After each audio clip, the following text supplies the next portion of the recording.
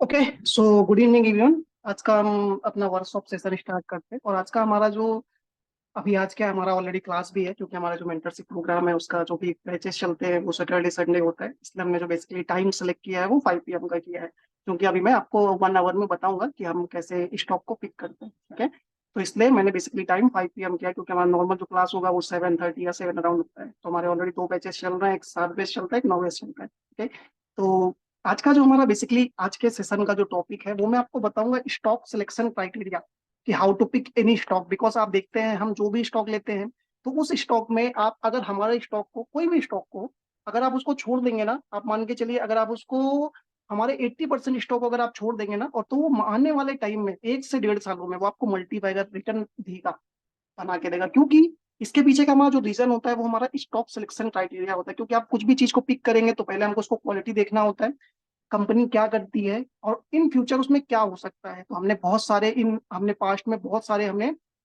Multibagger निकाले हैं। Even आप चाहे हमारा ट्रिल देखो, JWL देखो, या आप हमारा मरीन इलेक्ट्रिकल देखो, या इससे पहले हमने बहुत पिछले 2 सालों में हमने बहुत मल्टीबैगर स्टॉक निकाले हैं। तो हमारा इसके पीछे का जो बेसिकली रीजन होता है वो स्टॉक का कैसे सिलेक्ट किया जाता है, तो वो मैं आज आपको शॉर्ट में बताऊंगा। और अगर आपने उसको शॉर्ट में समझ लिया तो फिर आपको इतना ज्यादा कुछ देखने का नीड नहीं पड़ेगा। और आप अभी जो रिजल्ट सीजन हमारा बेसिकली आ रहा है, रिजल्ट सीजन ऑलरेडी ऑन हो गया है। बहुत सारे जो अभी लार्ज कैप के स्टॉक्स है उनका रिजल्ट आया है, जैसा GM बेवरेज आ गया है, कुछ स्टॉक्स है जिनका रिजल्ट आ गया। बट अभी सारे मिड कैप के ज्यादातर स्टॉक्स के रिजल्ट बचे हुए हैं। रिजल्ट सीजन हमारा कहाँ तक चलेगा, अभी तो स्टार्ट हुआ है, ये आप मान के चलो अगस्त मिड तक हमारा पूरा रिजल्ट सीजन चलेगा। और अगर आपने आज का जो सेशन है उसको अच्छे से समझ लिया कि क्या क्या देख के हम पिक करते हैं, तो आपको कभी भी कोई भी रिजल्ट आएगा ना तो आपको ज्यादा टाइम नहीं लगेगा रिजल्ट को इंटरप्रेट करने में। मतलब आपको रिजल्ट को ये समझने में टाइम नहीं लगेगा कि इसका रिजल्ट खराब है या अच्छा है, और हमें कौन से स्टॉक पे फोकस करना चाहिए ऑन द रिजल्ट बेसिस और कौन से पे नहीं करना चाहिए, ये मैं आपको आज की वीडियो में बताऊंगा। ओके, तो फर्स्ट ऑफ ऑल मैं आपको स्किनर के थ्रू ही बताऊंगा सारा कुछ। स्किनर के बाद में कुछ हम आपको चार्ट पे भी मैं आपको दिखाऊंगा। ओके, क्योंकि हमारे पास बहुत लोग हैं मैसेज आते सर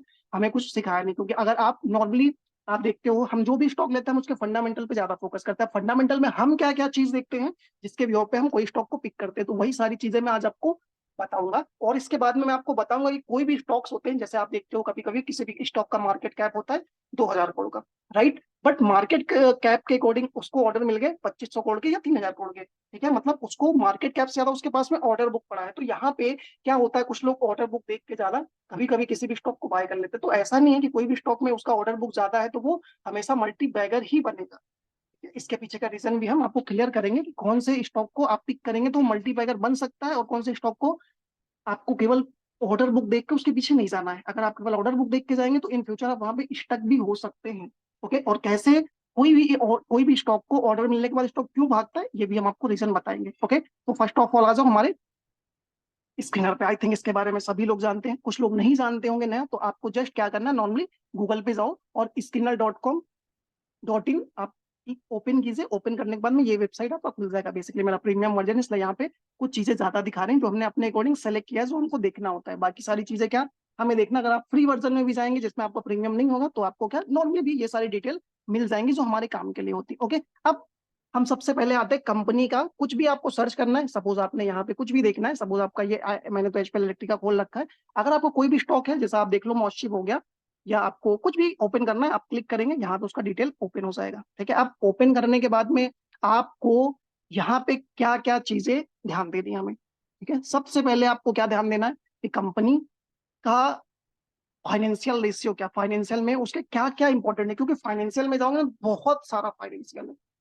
फाइनेंशियल में आप उसको देखोगे तो जो हमारे सीए लोग होते हैं जो बेसिकली अच्छे से फाइनेंशियल मार्केट को रीड करते हैं, मतलब कंपनी के फंडामेंटल में जाते हैं और फंडामेंटल के तौर पे वो मार्केट में बहुत सारे स्टॉक देखते हैं। लेकिन उनको क्या है, जो हमारे जितने भी सीए होते हैं उनको फंडामेंटल के ज्यादा डीप में जाते हैं। तो फंडामेंटल की जब ज्यादा डीप में जाएंगे ना आप, तो मार्केट में 5,000 से ज्यादा स्टॉक लिस्टेड है।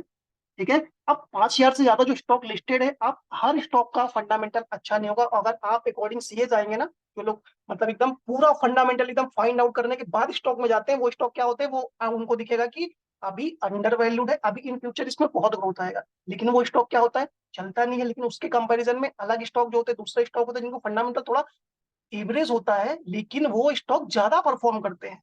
तो ये चीजें आपको कैसे फाइंड आउट करना है, क्योंकि अगर आप स्विंग के लिए जाएंगे, अगर आप स्विंग के लिए जाना है तो आपको क्या नॉर्मल फंडामेंटल से भी काम चल जाएगा अपने को, इतना वो नहीं कि कंपनी लगातार आउट परफॉर्म ही करना चाहिए, हर क्वार्टर अच्छा ही जाना चाहिए, उसका डिप लगातार घटना ही चाहिए। कभी कभी क्या होता है कि स्टॉक का फंडामेंटल उतना अच्छा नहीं होता, लेकिन स्टॉक ज्यादा अच्छा परफॉर्म करता है। ये करता है क्यों? क्यों करता है मैं आपको बताता हूँ। सीए लोग जो होते हैं बेसिकली, जो ज्यादा फंडामेंटल में जाते हैं, उनके स्टॉक नहीं चलते। इसका रीजन मैं आपको बताता हूँ, क्योंकि वो लोग जो स्टॉक को आप पिक करते हैं उसके पुराने फ्यूचर पे जा, मतलब आपने उसका पुराना स्टॉक ने क्या पास्ट में कैसा रिटर्न दिया है और पास्ट में उसका फाइनेंशियल क्या था, उस पे फोकस करते हैं कि उसने उसका फाइनेंशियल क्या था, कंपनी ने क्या मतलब कितना उसका नेट प्रॉफिट आया, कंपनी ने क्या सेल्स जनरेट किया और कंपनी का ओपीएम क्या था, ये आपने पास्ट में देखा। ठीक है, अब पास्ट में देखने के बाद हमको कहाँ फोकस करना है? फ्यूचर में। ठीक है, अब लेकिन क्या उन्होंने पास्ट के व्यू पे निकाला कि कंपनी अंडर वैल्यूड दिख रही है, कंपनी अपना डेप्थ अभी तक कम नहीं कर रहा है और कंपनी का क्या है कि सेल्स लगातार अगर उनका पास्ट खराब है तो फ्यूचर में क्या वो खराब ही रहेगा? ऐसा नहीं है। लेकिन जो स्टॉक मार्केट होता है वो पास्ट के व्यू पे नहीं चलता, वो चलता है फ्यूचर में क्या अपॉर्चुनिटी आने वाली है। आपको देख लो, मार्केट को कभी भी कोई भी न्यूज आता है तो मार्केट में कोई भी न्यूज आएगा, वो आज न्यूज आया, न्यूज का इम्पैक्ट पड़ेगा 1 महीने के बाद, 2 महीने के बाद या 3 महीने के बाद में। ठीक है, लेकिन स्टॉक कब भागना शुरू हुआ? आज से भागना शुरू हुआ ना। कोई भी स्टॉक है, आप देख लो, नॉर्मली जैसे सर्वोटेक है, सर्वोटेक मान लो, या हमारा आपका टाटा पावर है, या आपको इक्सिकॉम मान लो। अब इक्सिकॉम और सर्वोटेक, अभी गवर्नमेंट क्या बोल रहा है कि हम ईवी सेक्टर पे ज्यादा बूस्टअप देंगे इनकमिंग बजट, क्योंकि अभी गवर्नमेंट ने ईवी सेक्टर के लिए बहुत सारी आपको पॉलिसीज, बहुत सारी स्कीम पे भी फोकस किया है। उन्होंने क्या बोला, हम FAME III लॉन्च करेंगे, लगाएंगे, बेसिकली लगाने के बाद बहुत सारी जो ईवी जो गाड़ियां है उसको सब्सिडी प्रोवाइड करेंगे, आपको ईवी इंफ्रास्ट्रक्चर बनाने में भी हम कुछ सब्सिडी देंगे। ओके, और जो पुरानी गाड़ियां हैं जो डीजल और पेट्रोल से चलती हैं उसके स्क्रैपिंग पे भी हम आपको, स्क्रैपिंग जो आप करेंगे उस पे भी हम आपको सब्सिडी देंगे, क्योंकि वो गाड़ियां स्क्रैपिंग होगी तो भाई नई ईवी गाड़ियां भी तो आएंगी, नई ईवी गाड़ियां बनेंगी, इसलिए गवर्नमेंट उस पर पूरा फोकस कर रहा है। लेकिन आप सोचो, ये न्यूज आज आया ना, ये न्यूज तो आज आया, अभी ये सब कुछ हुआ नहीं ना। तो ये सारी चीजें जो आज हुई, जो फ्यूचर में अपॉर्चुनिटी दिखाई जा रही है आज के टाइम पे, इसकी वजह से स्टॉक चल रहे हैं, क्योंकि स्टॉक में अभी फाइनेंशियल उसका चेंज नहीं हुआ। अगर फाइनेंशियल पहले से खराब है और इन फ्यूचर अगर चेंज होने की पॉसिबिलिटीज है, तभी तो स्टॉक चल रहा है ना। अगर हम केवल पास्ट को ही देखते रहे, नहीं कंपनी ने पास्ट में कुछ अच्छा परफॉर्म नहीं किया, कुछ नहीं होगा, तो हम बहुत सारी अपॉर्चुनिटी को मिस कर देंगे। इसलिए आपको कभी भी स्टॉक को पिक करते समय उसकी फ्यूचर की अपॉर्चुनिटी पे ध्यान देना कि कंपनी कैसा ग्रो कर रहा है। अगर उस टाइम पे कंपनी का पास्ट थोड़ा सा भी अच्छा ग्रोथ है, मतलब एवरेज अगर ग्रोथ चल रही है नॉर्मली, तो अगर उसको इन फ्यूचर कुछ बड़ा होने वाला, उसमें कुछ बड़ी अपॉर्चुनिटी दिख रही है, तो हम वहां पे उसको पिक करते हैं। बेसिकली ये हमारा फर्स्ट क्राइटेरिया होता है किसी भी स्टॉक को पिक करने का। ठीक है, अब हम आते हैं नेक्स्ट। देखो, सबसे पहले हम कोई भी स्टॉक होता है तो हम उसके फंडामेंटल, तो बाद में पहले हम उसको बिजनेस देखते हैं। नॉर्मल देखो, जैसे अभी आप लोग क्या है, कोई भी स्टॉक आपने दिया, ट्विटर पे देखा या आपने टेलीग्राम पे देखा या बहुत सारे यूट्यूब पे देखा, देखने के बाद आप क्या करते हैं, जैसे स्टॉक को देखा कि ये स्टॉक, उसमें बड़े बड़े थंबनेल आते हैं, ये स्टॉक ले लो यहाँ से 10x हो जाएगा। भाई 10x हो जाएगा, आई नो, बट उसके पीछे का रीजन क्या है, कंपनी क्या बिजनेस करता है, फ्यूचर क्या होगा, अगर उसका बिजनेस फ्यूचर के अकॉर्डिंग नहीं तो कैसे कैसे चलेगा वो। अब आप ये देखो, नॉर्मली यहाँ पे क्या है, ये है मॉस्चिप। ठीक है, हम सबसे पहले उसके बिजनेस पे जाते हैं। जैसे आप ओपन करेंगे तो आपको स्क्रीनर में साइड में उसका बिजनेस आ जाएगा। कई बार हमने अपने न्यूज ग्रुप में फोकस करते हैं, जब हम कोई स्टॉक को शेयर करते हैं तो शेयर करने के बाद हम उसका पूरा डिटेल आपको शेयर कर देते हैं। तो उसमें आपको देखना है सबसे पहले कंपनी क्या करता है। आपने ओपन किया MosChip technology, MosChip technology is a semiconductor. Basically company किसमें काम करता है? सेमी कंडक्टर बनाता है, सेमी कंडक्टर मैन्युफैक्चर करता है। और अभी वर्ल्ड में सबसे बड़ा जो सेमी कंडक्टर का मैन्युफैक्चर है वो है ताइवान। ताइवान सबसे ज्यादा सेमीकंडक्टर बनाता है पूरे वर्ल्ड में। तो अभी रिसेंट में जब चाइना और ताइवान का बेसिकली बीच में कुछ लफड़ा हुआ था, उनके बीच में जो वार का सिचुएशन क्रिएट हुआ था, उसके वजह से पूरे वर्ल्ड में सेमीकंडक्टर का शॉर्टेज हो गया था। उस सेमीकंडक्टर के शॉर्टेज की वजह से बेसिकली इंडिया ने क्या किया, इंडिया सबसे ज्यादा इलेक्ट्रॉनिक प्रोडक्ट का कंज्यूमर है। कंज्यूमर होने की वजह से क्या, अगर इंडिया को खुद का सेल्फ डिपेंडेंट बनना है तो उसको क्या अपने प्रोडक्ट पे तो फोकस करना पड़ेगा ना, मेड इंडिया पे फोकस करना पड़ेगा। तो इसकी वजह से वो लोग क्या कर रहे हैं, अब इंडिया ने उसके बाद से डिसाइड किया कि हम खुद से सेमी कंडक्टर बनाएंगे। तो इस सेक्टर में गवर्नमेंट ने बहुत सारे इनिशिएटिव भी दिए कि भाई आप सेमी कंडक्टर के प्लांट लगाओ, हम आपको कुछ लाई स्कीम भी देंगे, हम आपको कुछ टैक्स में भी इंसेंटिव देंगे। इसकी वजह से आप देखो तो सेमी कंडक्टर में बहुत सारी कंपनियां हैं, लुक लाइक आपका मॉस्चिप देख लो, आपका इससे पहले सीजी पावर था, और बहुत सारी कंपनियां जो इस सेक्टर में बेसिकली काम कर रही हैं। रिसेंटली टाटा ने भी एक प्लांट लगाया था, बेसिकली हमारा कहाँ, गुजरात में लगाने के बाद गवर्नमेंट से उनको अप्रूवल मिल गया था। तो इस वजह से हम सेमीकंडक्टर सेक्टर पे फोकस कर रहे हैं, क्योंकि अभी सेमीकंडक्टर हमारे इंडिया में लगा नहीं, कोई भी प्लांट नहीं लगा। बस फर्स्ट किसने लगाया? टाटा। टाटा ने लगाया, पहला आपको प्लांट लगाया। अब उसके बाद में क्या, इस सेक्टर की जितनी भी कंपनियां हैं उनमें फोकस बढ़ना ही बढ़ना है, क्योंकि सेमीकंडक्टर का अगर आपको कोई भी कंपनी को सेलेक्ट करना है तो पहले उसका बिजनेस मॉडल देखो कि कंपनी का बिजनेस मॉडल क्या है, फिर उसका फ्यूचर में कितना ग्रोथ है। अभी आप ये सोचो कि जो सेमीकंडक्टर है वो इंडिया में अभी कोई भी कंपनी नहीं बनाता था, लेकिन अब गवर्नमेंट ने क्या बोला कि अभी हम पूरी तरीके से इंपोर्ट करते थे बाहर से। अब जब इंपोर्ट करते थे भाई, वहां से प्रॉब्लम क्रिएट हुआ, प्राइसेस बढ़ गए। अब सेमीकंडक्टर का यूज कहाँ कहाँ होता है? हमारे गाड़ियों में होता है, आप जो फोर व्हीलर यूज करते हो, आप लैपटॉप यूज करते हो, मोबाइल यूज करते हो, हर जगह जितने भी इलेक्ट्रॉनिक आइटम ना, इलेक्ट्रॉनिक आइटम में आप 70 to 75% जो भी इलेक्ट्रॉनिक गुड्स होता है उसमें सेमीकंडक्टर का यूज किया जाता है। जिसकी वजह से आप देखो, जब लास्ट टाइम आप देखेंगे जब वहां पे शॉर्टेज हुआ था, उसकी वजह से जो इलेक्ट्रॉनिक प्रोडक्ट है सारे के रेट इंक्रीज हो गए थे। लैपटॉप और आपका मोबाइल जो सबके रेट इंक्रीज हो गए थे। इवन इस वजह से यहाँ पे हमें ये देखना है कि अभी इंडिया में कुछ लगाया ही नहीं, इसलिए हमने मॉसचिप पे फोकस किया। और मॉसचिप का जब रेट था ना उस टाइम, हमारा उस टाइम पे मॉसचिप का रेट 90 रुपीज के आसपास था। ठीक है, 90 रुपीज के आसपास था। हमने उस लेवल से इसको बोला कि हमको इससे फोकस करना है, और देखो ये क्या हुआ, इस लेवल के आसपास यहाँ पे जब ये चल रहा है, हमारे जो मोमेंटम और जो स्विंग ग्रुप में उनको मालूम है हम किस लेवल से बेसिकली इसको शेयर कर रही है। एक्चुअली मैं लास्ट अभी टेक्निकल क्लास जस्ट फिनिश किया था कुछ दिन पहले, तो वही अभी बना रखा है ऑलरेडी। ठीक है, मैंने सब कुछ एकदम प्रॉपरली समझाना पड़ता है टेक्निकल में कि कहाँ पे स्विंग लो है, क्या है, कैसे फाइंड आउट करना, इसलिए ये बना रखा है। ठीक है, मैंने इस पर कुछ भी एडिट अभी नहीं किया है बेसिकली। अब देखो ये इस रेंज में चलता था। ठीक है, अब ये क्या, जुलाई 2023, इसके इस लेवल के पास फोकस ही नहीं करना। बेसिकली जो टाटा ने हमारा जो प्लांट लगाया था गुजरात में, वो कब लगाया था? फैब में लगाया था, अराउंड फैब में। आप एक बार जाके देखोगे तो फैब में लगाया था। ठीक है, अब स्टॉक कब चला, यहाँ देखो, ये नवंबर 2023 है। नवंबर 2023 के बाद एक बार ब्रेकआउट देने को ट्राई किया लेकिन नहीं दे पाया। लेकिन जब टाटा ने अपना प्लांट लगा लिया, तो टाटा ने प्लांट लगाया फैब टू मार्च के आसपास, इस लेवल के आसपास। ये जो लेवल देख रहे हो ना आप यहाँ पे, ये लेवल है हमारा। नीचे आप देखो, नीचे आपको टाइमिंग दिख रहा होगा 22 फैब, और 22 फैब के बाद आप देखो मार्च, अप्रैल, मतलब इस रेंज में केवल स्टॉक कंसोलिडेट कर रहा था, क्योंकि वहां पे टाटा ने अपना प्लांट अनाउंसमेंट किया कि उसने लगाया, और कैबिनेट से उसको अप्रूवल भी मिल गया। ठीक है, अब उसको मिलने के बाद जो उस सेक्टर की अदर कंपनीज है, हम वहां पे फोकस करेंगे, जो छोटी कंपनियां हैं। तो यहाँ पे क्या हुआ कि स्टॉक कई दिनों तक एक रेंज में था, जैसा ये हमारा रेंज है, क्योंकि स्टॉक के कई सारे कंसर्ट जोन होते हैं, स्टेज 1, स्टेज 2, स्टेज 3। अभी अभी क्या स्टेज 1 में था। स्टेज 1 में क्या, बेसिकली बिग प्लेयर, और कोई भी लेवल होता है ना, मतलब कोई भी बड़ा प्लेयर होता है वो हमेशा इस लेवल, इस रेंज में स्टॉक को एक्यूमुलेट करता है। कभी भी इस रेंज में जब स्टॉक रहेगा तो यहाँ पे आपको रैली नहीं मिलेगा। तो इस वजह से आप देखो क्या हुआ कि यहाँ पे ये स्टेज 1 में था। स्टेज 1 से जैसे स्टॉक निकला, उसके बाद स्टॉक कहाँ आया? स्टेज 2 में। ठीक है, अब इस रेंज में स्टॉक को लोगों ने इस रेंज में अच्छा खासा लोड कर लिया, लेकिन न्यूज कहाँ आई? यहाँ पे आई। लेकिन जो लोग पहले से बिजनेस को समझ रखे हैं, जो बिजनेस को समझ रखे हैं, जिनको कंपनी के बिजनेस पे भरोसा है, इन फ्यूचर क्या होगा, तो उस उन्होंने क्या किया, इस स्टॉक को आप मान के चलो कब, 17 जुलाई 2023, मतलब आज से अप्रोक्स 1 ईयर बैक, अभी से 1 ईयर बैक मान लो, क्योंकि अभी जुलाई चल रहा है, आज कितना, 14 तारीख है। ठीक है, और 17 तारीख से स्टॉक क्या, इसने हाई बनाया, और हाई बनाने के बाद एक रेंज में था। 17 जुलाई से आप मान के चलो स्टॉक कब तक रेंज में था? अप्रैल, अराउंड 10 मंथ। 10 मंथ मान लो कि 10 मंथ में स्टॉक एक रेंज में था, और इस लेवल पे बिग प्लेयर ने एक्यूमुलेट किया है। और यहाँ पे वही प्लेयर इंटर करेगा जिसको कंपनी के फ्यूचर पे भरोसा है। अब यहाँ पे जैसे ये निकलेगा तो क्या, हमने देखा कंपनी का बिजनेस अच्छा है, कंपनी का फ्यूचर में ग्रोथ क्या है, सब कुछ हमने मान लिया। मानने के बाद हमने क्या, इसको बाय कर लिया इस रेंज में। लेकिन इस रेंज में बेसिकली स्विंग प्लेयर कभी नहीं एंटर करेंगे। इस रेंज में कौन एंटर करेगा? जो लॉन्ग टर्म प्लेयर होते हैं। जैसे हमारा 3 ग्रुप है, एक शॉर्ट टर्म है, एक स्विंग है, और एक हमारा क्या है, मोमेंटम है। अब जो शॉर्ट टर्म होता है उसमें हम कब शेयर करते हैं?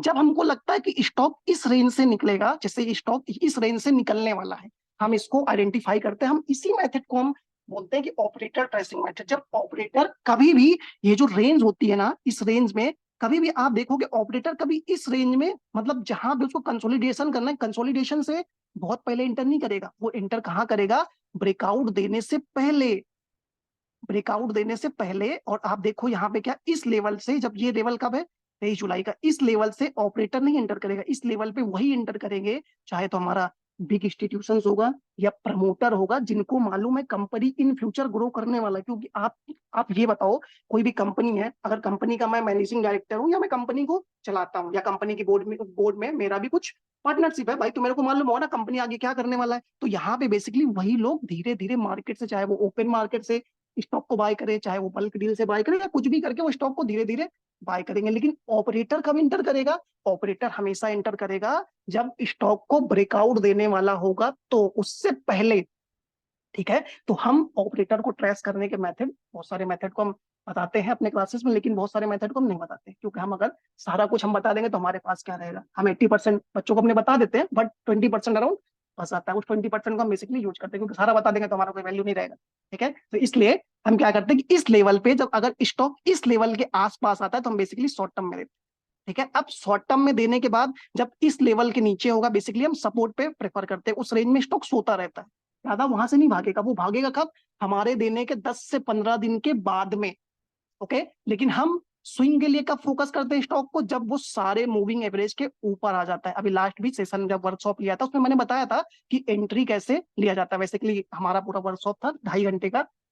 सर के जो यूट्यूब चैनल है आप उस पर जाके एक बार देख लो, वहां पे 2 घंटे का पूरा मैंने बताया कैसे हम एंट्री लेते हैं, कैसे एग्जिट लेते हैं, सब कुछ हमने फोकस किया वहां पे। तो हम जब स्विंग में एंट्री लेते हैं तो हम बेसिकली मूविंग एवरेज पे फोकस करते हैं। मूविंग एवरेज का कॉन्सेप्ट बताया कि एल्गो ट्रेडिंग पे बेस्ड होता है, तो एल्गो में ऑटोमेटिक ऑर्डर जनरेट करते हैं, जो बिग प्लेयर होते हैं वो एल्गो का यूज करते हैं। इसलिए हम स्विंग के लिए यहाँ पे एंटर करते हैं, लेकिन हम शॉर्ट टर्म के लिए बेसिकली सपोर्ट के आसपास एंटर करते हैं। ठीक है, लेकिन उसके बाद जब हम मोमेंटम पे कब एंटर करते हैं? मोमेंटम ग्रुप में हम इस लेवल के आसपास एंटर करते हैं, जब हमारा पूरी तरीके से ब्रेकआउट आता है और अच्छे खासे वॉल्यूम के साथ हमें दिखता है कि इन फ्यूचर इसका फ्यूचर ग्रो है। अब बहुत सारे मार्केट में ब्रेकआउट आते हैं, ऐसा नहीं कि केवल हमारे जो हमने स्टॉक दिया उसी में आता है। मार्केट में 5,000 स्टॉक है, पर डे कम से कम 200-500 स्टॉक में तो ब्रेकआउट आते होंगे ना कोई ब्रेकआउट, चाहे राउंडिंग बॉटम का ब्रेकआउट है, या आपको कोई ट्रायंगल का ब्रेकआउट है, या आपको डबल बॉटम का कोई भी ब्रेकआउट है, ब्रेकआउट तो आपको दिखेगा। लेकिन आपको जिसका बिजनेस मालूम है, हमेशा उस ब्रेकआउट में जाओगे ना, तो अगर स्टॉक आपके अगेंस्ट भी जाएगा, सपोज ये स्टॉक आपका फॉल भी कर गया ना, तो आप कभी भी पैनिक नहीं क्रिएट करेंगे। और पैनिक नहीं क्रिएट करोगे तो मार्केट में सबसे बड़ा यही होता है कि मार्केट में अगर आपने कोई स्टॉक को लिया है और आपने पेशेंस रखा है, पेशेंस आप कब रख पाएंगे? जब आपने कंपनी के बिजनेस को अच्छे से समझा है। अगर आप कंपनी के बिजनेस को नहीं समझा तो जैसे स्टॉक 5 से 6% गिरेगा, आप एग्जिट मार जाओगे। ठीक है, तो ये चीजें आपको ध्यान में रखना। हम बेसिकली मोमेंटम के लिए यहीं से फोकस करते हैं। अब देखो कि इसके साथ न्यूज भी आया।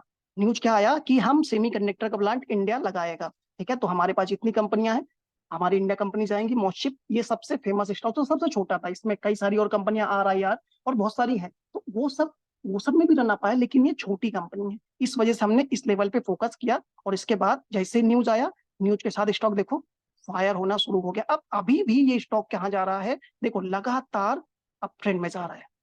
देखो, अगर मैं इसको थोड़ा सा और जूम करूं तो आप देखो कि ये स्टॉक क्या था, कि जब इस रेंज से निकलेगा, ठीक है, इस रेंज से निकलेगा तो लोग इसको बाय करने हैं, क्योंकि यहाँ पे सबको इस लेवल पे मैसेज आता है कि भाई ये स्टॉक में ब्रेकआउट आ रहा है, 52 वीक का ब्रेकआउट हो रहा है। आप लोग बहुत सारे स्क्रीनर का प्रीमियम ले रखते हो, बहुत सारे स्टॉकेज का ले रखते हो, तो वहां पे क्या ब्रेकआउट आता है तो सब लोग बाय करने जाते हैं। टीवी वाले भी इसी के बाद आते हैं कि ब्रेकआउट आ रहा है, लेकिन हम हमेशा ब्रेकआउट से पहले कैच करते हैं। वो कैच करने का हमारे बहुत सारे रीजन होते हैं, मैंने आपको बताया, थीम बताया, और बहुत सारे रीजन है जिसकी वजह से हम पहले कैच कर लेते हैं। अब देखो इस रेंज में एक्यूमुलेशन था, तो स्टॉक क्या था कि एक आप मान के चलो क्या जुलाई से लेके अप्रैल तक, मतलब 10 महीने स्टॉक ने कोई रनअप नहीं दिया। लेकिन जैसे ही स्टॉक इस रेंज से निकला, हमारे इस रेंज से स्टॉक ने निकला, ब्रेकआउट दिया, उसके बाद आप देखो शॉर्ट टर्म में स्टॉक ने कितना अप्रैल से लेके अभी तक कितने परसेंट का रिटर्न दिया। यहां देखो अच्छे से आपको दिखेगा, 195% का, 195 का परसेंट का रिटर्न दिया। लेकिन जब एक्यूमुलेशन में था तो कितने परसेंट का एक्यूमुलेट किया? यहां से अगर हम कंसीडर करें स्विंग लो से स्विंग हाई तक, कितना? 43% का। इस रेंज में हमेशा वही प्लेयर पैसे बना पाता है जो एग्जैक्ट सपोर्ट लेवल पे एंटर करेगा। बट एग्जैक्ट सपोर्ट लेवल पे एंटर कौन करता है? जो एक्सपीरियंस होता है, जो मूविंग एवरेज से पहले एंट्री लेता है, जो मूविंग एवरेज के बाद लेगा। आप मेरे को बताओ इस सपोर्ट के आसपास, ये सपोर्ट के आसपास कहीं मूविंग एवरेज का ब्रेकआउट आ रहा है? ये देखो ये 200 EMA है। यहाँ पे अगर आप नॉर्मल स्विंग करने जाओगे तो स्विंग करने के लिए आपको एक एंट्री आपका यहाँ पे बन रहा है। अगर मैं आपको दिखाऊं तो आप देखो एक एंट्री यहाँ पे बन रहा है, सारे मूविंग एवरेज ब्रेक कर रहा है। उसके बाद देखो यहाँ पे बन रहा है, ठीक है, और उसके बाद यहाँ पे तो ये डाउन साइड भी दिख रहा है, फॉल भी कर रहा है। तो हम यहाँ पे फोकस नहीं करेंगे, लेकिन जो बिग प्लेयर है, जिनको समझ में आ रहा है बिजनेस और जिन्होंने देखा, वो इस लेवल पे बेसिकली एंटर करेंगे ही करेंगे सपोर्ट जोन पे। ठीक है, हमने इसलिए इसको यहाँ पे फोकस किया। और इसके बाद स्टॉक ने जितना टाइम कंसोलिडेशन था, 43% कंसोलिडेशन में दिया 10 महीने। लेकिन 10 महीने के बाद देखो जब स्टॉक ने ब्रेकआउट दिया, तो ब्रेकआउट देने के बाद में स्टॉक ने 195% का रिटर्न दिया, जस्ट अप्रैल टू जुलाई। अप्रैल से आप जोड़ लो अराउंड 3 to 4 मंथ, 4 मंथ मान लो या 3 मंथ मान लो, जो भी आपको मानना आप मान सकते हो। लेकिन आपने जब ये देखा कि ये 4 मंथ में दिया, तो हम कब तक फोकस करते हैं इसको? अगर हमने शॉर्ट टर्म में दिया तो हम एक ब्रेकआउट, एक बार स्टॉक गया, फिर यहाँ पे आप पिरामिडिंग का रूल यूज करके इसको लॉन्ग टर्म के लिए भी ट्रेल कर सकते हो, होल्ड कर सकते हो, ठीक है। लेकिन हम इसको केवल ब्रेकआउट तक ही फोकस करते हैं, ब्रेकआउट के बाद हम इसको ज्यादा अपने ग्रुप में मैसेज नहीं देते। हमको मालूम है कि अगर हम इसको मैसेज डालेंगे तो अपर लेवल पे स्टॉक तो जाएगा, लेकिन आप सोचो अगर हम इसको लगातार यहाँ पे फोकस करें कि स्टॉक कहाँ गया, 101 से 111 से स्टॉक कहाँ चला गया, 173, तो लोग क्या करेंगे, इस लेवल पे जाके बाय करेंगे, फिर वो फॉल करके देखो इस फॉल में हमेशा वही प्लेयर रुक पाएगा जो समझदार है मार्केट में, जिसको मालूम है कि स्टॉक कुछ नहीं है, केवल थोड़ा सा फॉल करके नॉर्मल लोगों को एग्जिट करवाया जा रहा है। आप देखो यहाँ से स्टॉक क्या हुआ, 173 से धीरे धीरे स्टॉक गिर रहा है, लेकिन हमें क्या वैल्यूम कुछ नहीं, हमें सीधा दिख रहा है कोई इसको सेल कर ही नहीं रहा, वो और भी बड़े मूव के लिए इसमें बैठा हुआ है अभी, वो निकलने की कोशिश नहीं कर रहा बिल्कुल भी, वो उसको क्या लग रहा है स्टॉक और भी ऊपर जाएगा। अब आप देख लो कि वो अगेन रिटेस्ट करने के लेवल पे आ रहा है, लेकिन रिटेस्ट करने नहीं दे रहा क्योंकि यहाँ पे बायर एग्रेसिव है, और बायर एग्रेसिव होने के बाद में आप क्या देख रहे हैं यहाँ पे, सीधा ये सारे मूविंग एवरेज को आया, 50 डीएमए को टच किया, और 50 डीएमए को टच करने के बाद प्रीवियस हाई को ब्रेक किया, और ब्रेक करने के बाद एक न्यू हाई बना दिया। तो हम इसको केवल अपने ब्रेकआउट तक लेके जाते हैं, ब्रेकआउट के बाद तो दुनिया आ ही जाती है, इसलिए हम हमेशा ट्रेंड मेकर होते हैं, ट्रेंड फॉलोवर नहीं होते, ठीक है। ये हमारा मॉस्शिप है। अब मैं आपको सेम एग्जांपल अगर मैं सर्वोटेक का दूं, ठीक है, आपको देखो सर्वोटेक है, अभी इसके पीछे क्या है, हम इसको कब से मैसेज डाल रहे हैं आपको, हम अराउंड इसको 85 रुपीज से ट्रैक कर रहे हैं, इस लेवल के आसपास 80 रुपीज 82 रुपीज से ट्रैक कर रहे हैं, ठीक है। अब हम इसको छोड़ देंगे, हम इसको अब इसको ज्यादा चमकाएंगे, हमको मतलब अपने ग्रुप में मैसेज इसके बारे में नहीं डालेंगे, क्योंकि हमने नीचे के लेवल पे बहुत बार एंट्री आपको दिलाई है, ठीक है। अब आप देखो हमने इस लेवल के पास एंट्री क्यों ली, क्योंकि हमको कंपनी के बिजनेस पे भरोसा है, जो हम पहले स्किनर में सबसे पहले हम बिजनेस पे फोकस कर लेते हैं। अब हमने इसका फोकस क्या किया कि भाई सर्वोटेक सबसे ज्यादा ईवी चार्जिंग स्टेशन नहीं लगाया है। अभी रिसेंटली दिल्ली गवर्नमेंट से इन्होंने कुछ साइन डील भी साइन किया था, उस साइन के बाद स्टॉक 10 दिन के बाद चला, कुछ हमारे जो बेसिकली दलाल स्ट्रीट में कुछ ब्लॉक डील भी हुई स्टॉक में, और ब्लॉक डील होने के बाद स्टॉक देखो कैसा फायर हुआ। लेकिन हम इसको इस लेवल से कर रहे हैं, यहाँ के आसपास से 77 78 से स्टॉक ऊपर भी गया, लेकिन फॉल भी किया, लेकिन क्या है कई लोग पैनिक में निकल भी गए होंगे, सर स्टॉक चल नहीं रहा, मैं क्या निकल जाता हूँ। लेकिन आपको अगर रखना है तो आपको थोड़ा सा पेशेंस तो रखना पड़ेगा बड़े टारगेट के लिए, क्योंकि अब आप देखो ये स्टॉक क्या हुआ कि हमने नीचे के लेवल पे ले लिया, अब जैसे ही ये इस लेवल को निकल जाएगा ना, ये प्रीवियस आई है जहां पे बेसिकली एक, अगर मैं इसकी बात करूं तो ये देखो ये क्या है हमारा रेजिस्टेंस, जैसा मैंने आपको मॉस्चिप में दिखाया सेम दिखाया ना, ये दिखाया देखो, ये क्या है हमारा एक रेंज है, इजिली यहीं से आप देखो कब से चल रहा है, 12 जून 2023, मतलब अभी से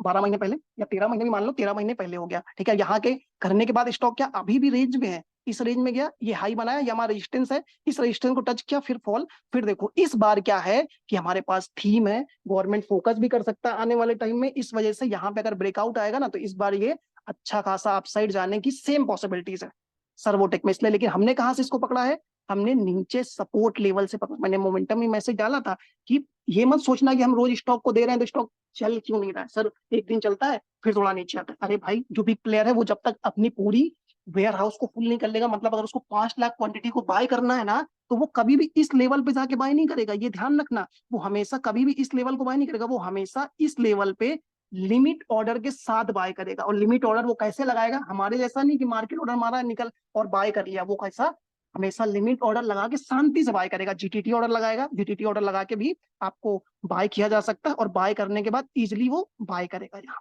और बाय कर लेगा, बाय करने के बाद जब वो बाय पूरी तरीके से कर लेगा तो उसके बाद स्टॉक में न्यूज आना भी शुरू हो जाएगी। तो अभी तक सर्वोटेक में कोई न्यूज नहीं आ रही थी, आप लोग अगर खुद से देखेंगे तो कोई न्यूज नहीं आती, न्यूज आना कब शुरू हुई है, 15 दिन पहले आना शुरू हुआ। अगर ये डेली चार्ट है हमारा, तो अगर आप 15 डेज को इसमें काउंट भी करेंगे तो 15 डेज आपको कहाँ से मिलेगा, यहाँ कहीं से आप काउंट कर लो, 25 जून से आपको काउंट न्यूज मिलना शुरू हो जाएगी। अब स्टॉक क्या अपर सर्किट में था, और देखो अब क्या ये हमारे एक लेवल पे आ गया, जो प्रीवियस रेजिस्टेंस था इस लेवल के आसपास अपर सर्किट लग गई, और यहाँ पे बहुत सारी ब्लॉक डील भी हुई थी। अब आप देखो इससे पहले कभी भी इसमें इतना वैल्यू नहीं आया है, अगर ये लेवल एक बार इसके सस्टेन कर गया ना, तो ये सस्टेन करने के बाद हमारा स्टॉक कैसा जाएगा मैं आपको दिखाता हूँ कि हम इन फ्यूचर इसको ऐसे प्रिडिक्ट कर सकते हैं। देखो ये ऊपर जाएगा एक दिन, थोड़ा सा कंसोल यहाँ पे जाएगा तो लोग प्रॉफिट बुकिंग करेंगे, उसको लग रहा है कि स्टॉक ऊपर जाएगा, फिर उसके बाद में ये अच्छी खासी अपसाइड जा सकता है, लेकिन इसके लिए आपको थोड़ा पेशेंस रखना पड़ेगा। सेम अगर देखोगे तो आपको सेम वही मॉस्शिप में जैसा हमने क्या पेशेंस कब तक रखा, जो लोगों ने नीचे लिया होगा देखो यही है ना सेम,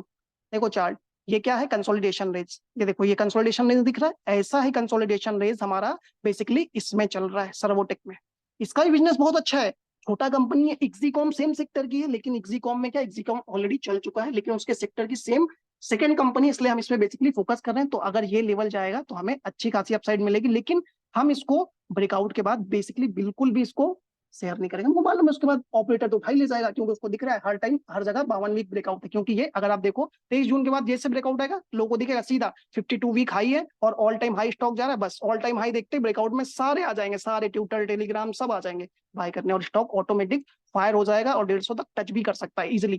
ठीक है, ये हमारा बिजनेस के बाद आपको मैंने चार्ट भी बताया। अब आ जाओ कैसे बिजनेस को देखना है। बिजनेस ये आप पढ़ सकते हो कंपनी क्या करता है इजिली। मॉस्ची पिज्जा सेमीकंडक्टर, ये आपको पढ़ना पड़ेगा पूरा, अगर आपने पढ़ा तो आपको समझ में आ जाएगा इजिली। ओके, फिर देखो सेमीकंडक्टर में क्या क्या करता है। मॉस्ची ऑफर ट्रंकी अलाउंग digital and mix signal ASIC and IP design services, ये सेमीकंडक्टर के डिजाइन वगैरह भी बनाता है और मैन्युफैक्चर भी करता है। अब सिस्टम में देख लो क्या क्या करता है। It's provide electronic design services for networking, high speed and high capacity storage, computing, semiconductor, defence, aerospace, सबके लिए, जो मतलब डिफेंस सेक्टर हो, एरोस्पेस हो, इंडस्ट्रियल हो, वायरलेस हो, सबके लिए इलेक्ट्रॉनिक जो इक्विपमेंट होता है उसका डिजाइन सर्विसेज भी कंपनी प्रोवाइड करते हैं। जैसे आप घर बनवाने जाते हो तो घर बनवाने से पहले क्या करते हो, आप सिविल इंजीनियर के पास जाते हो ना, मैं रेडी करवाने, भाई मेरा किचन कहाँ पे बनेगा, मेरा रूम बेडरूम कहाँ बनेगा, कहाँ पे कैसा बालकनी होगा, ईच एंड एवरीथिंग करवाते हो। वैसा ही ये मॉस्चिप करता है कि कोई भी इलेक्ट्रिक इक्विपमेंट बनने से पहले, कोई भी अगर आपको कोई प्रोडक्ट में लगाना है तो उससे पहले इनके पास डिजाइन बनवाने बहुत सारी सेक्टर की कंपनियां आती हैं।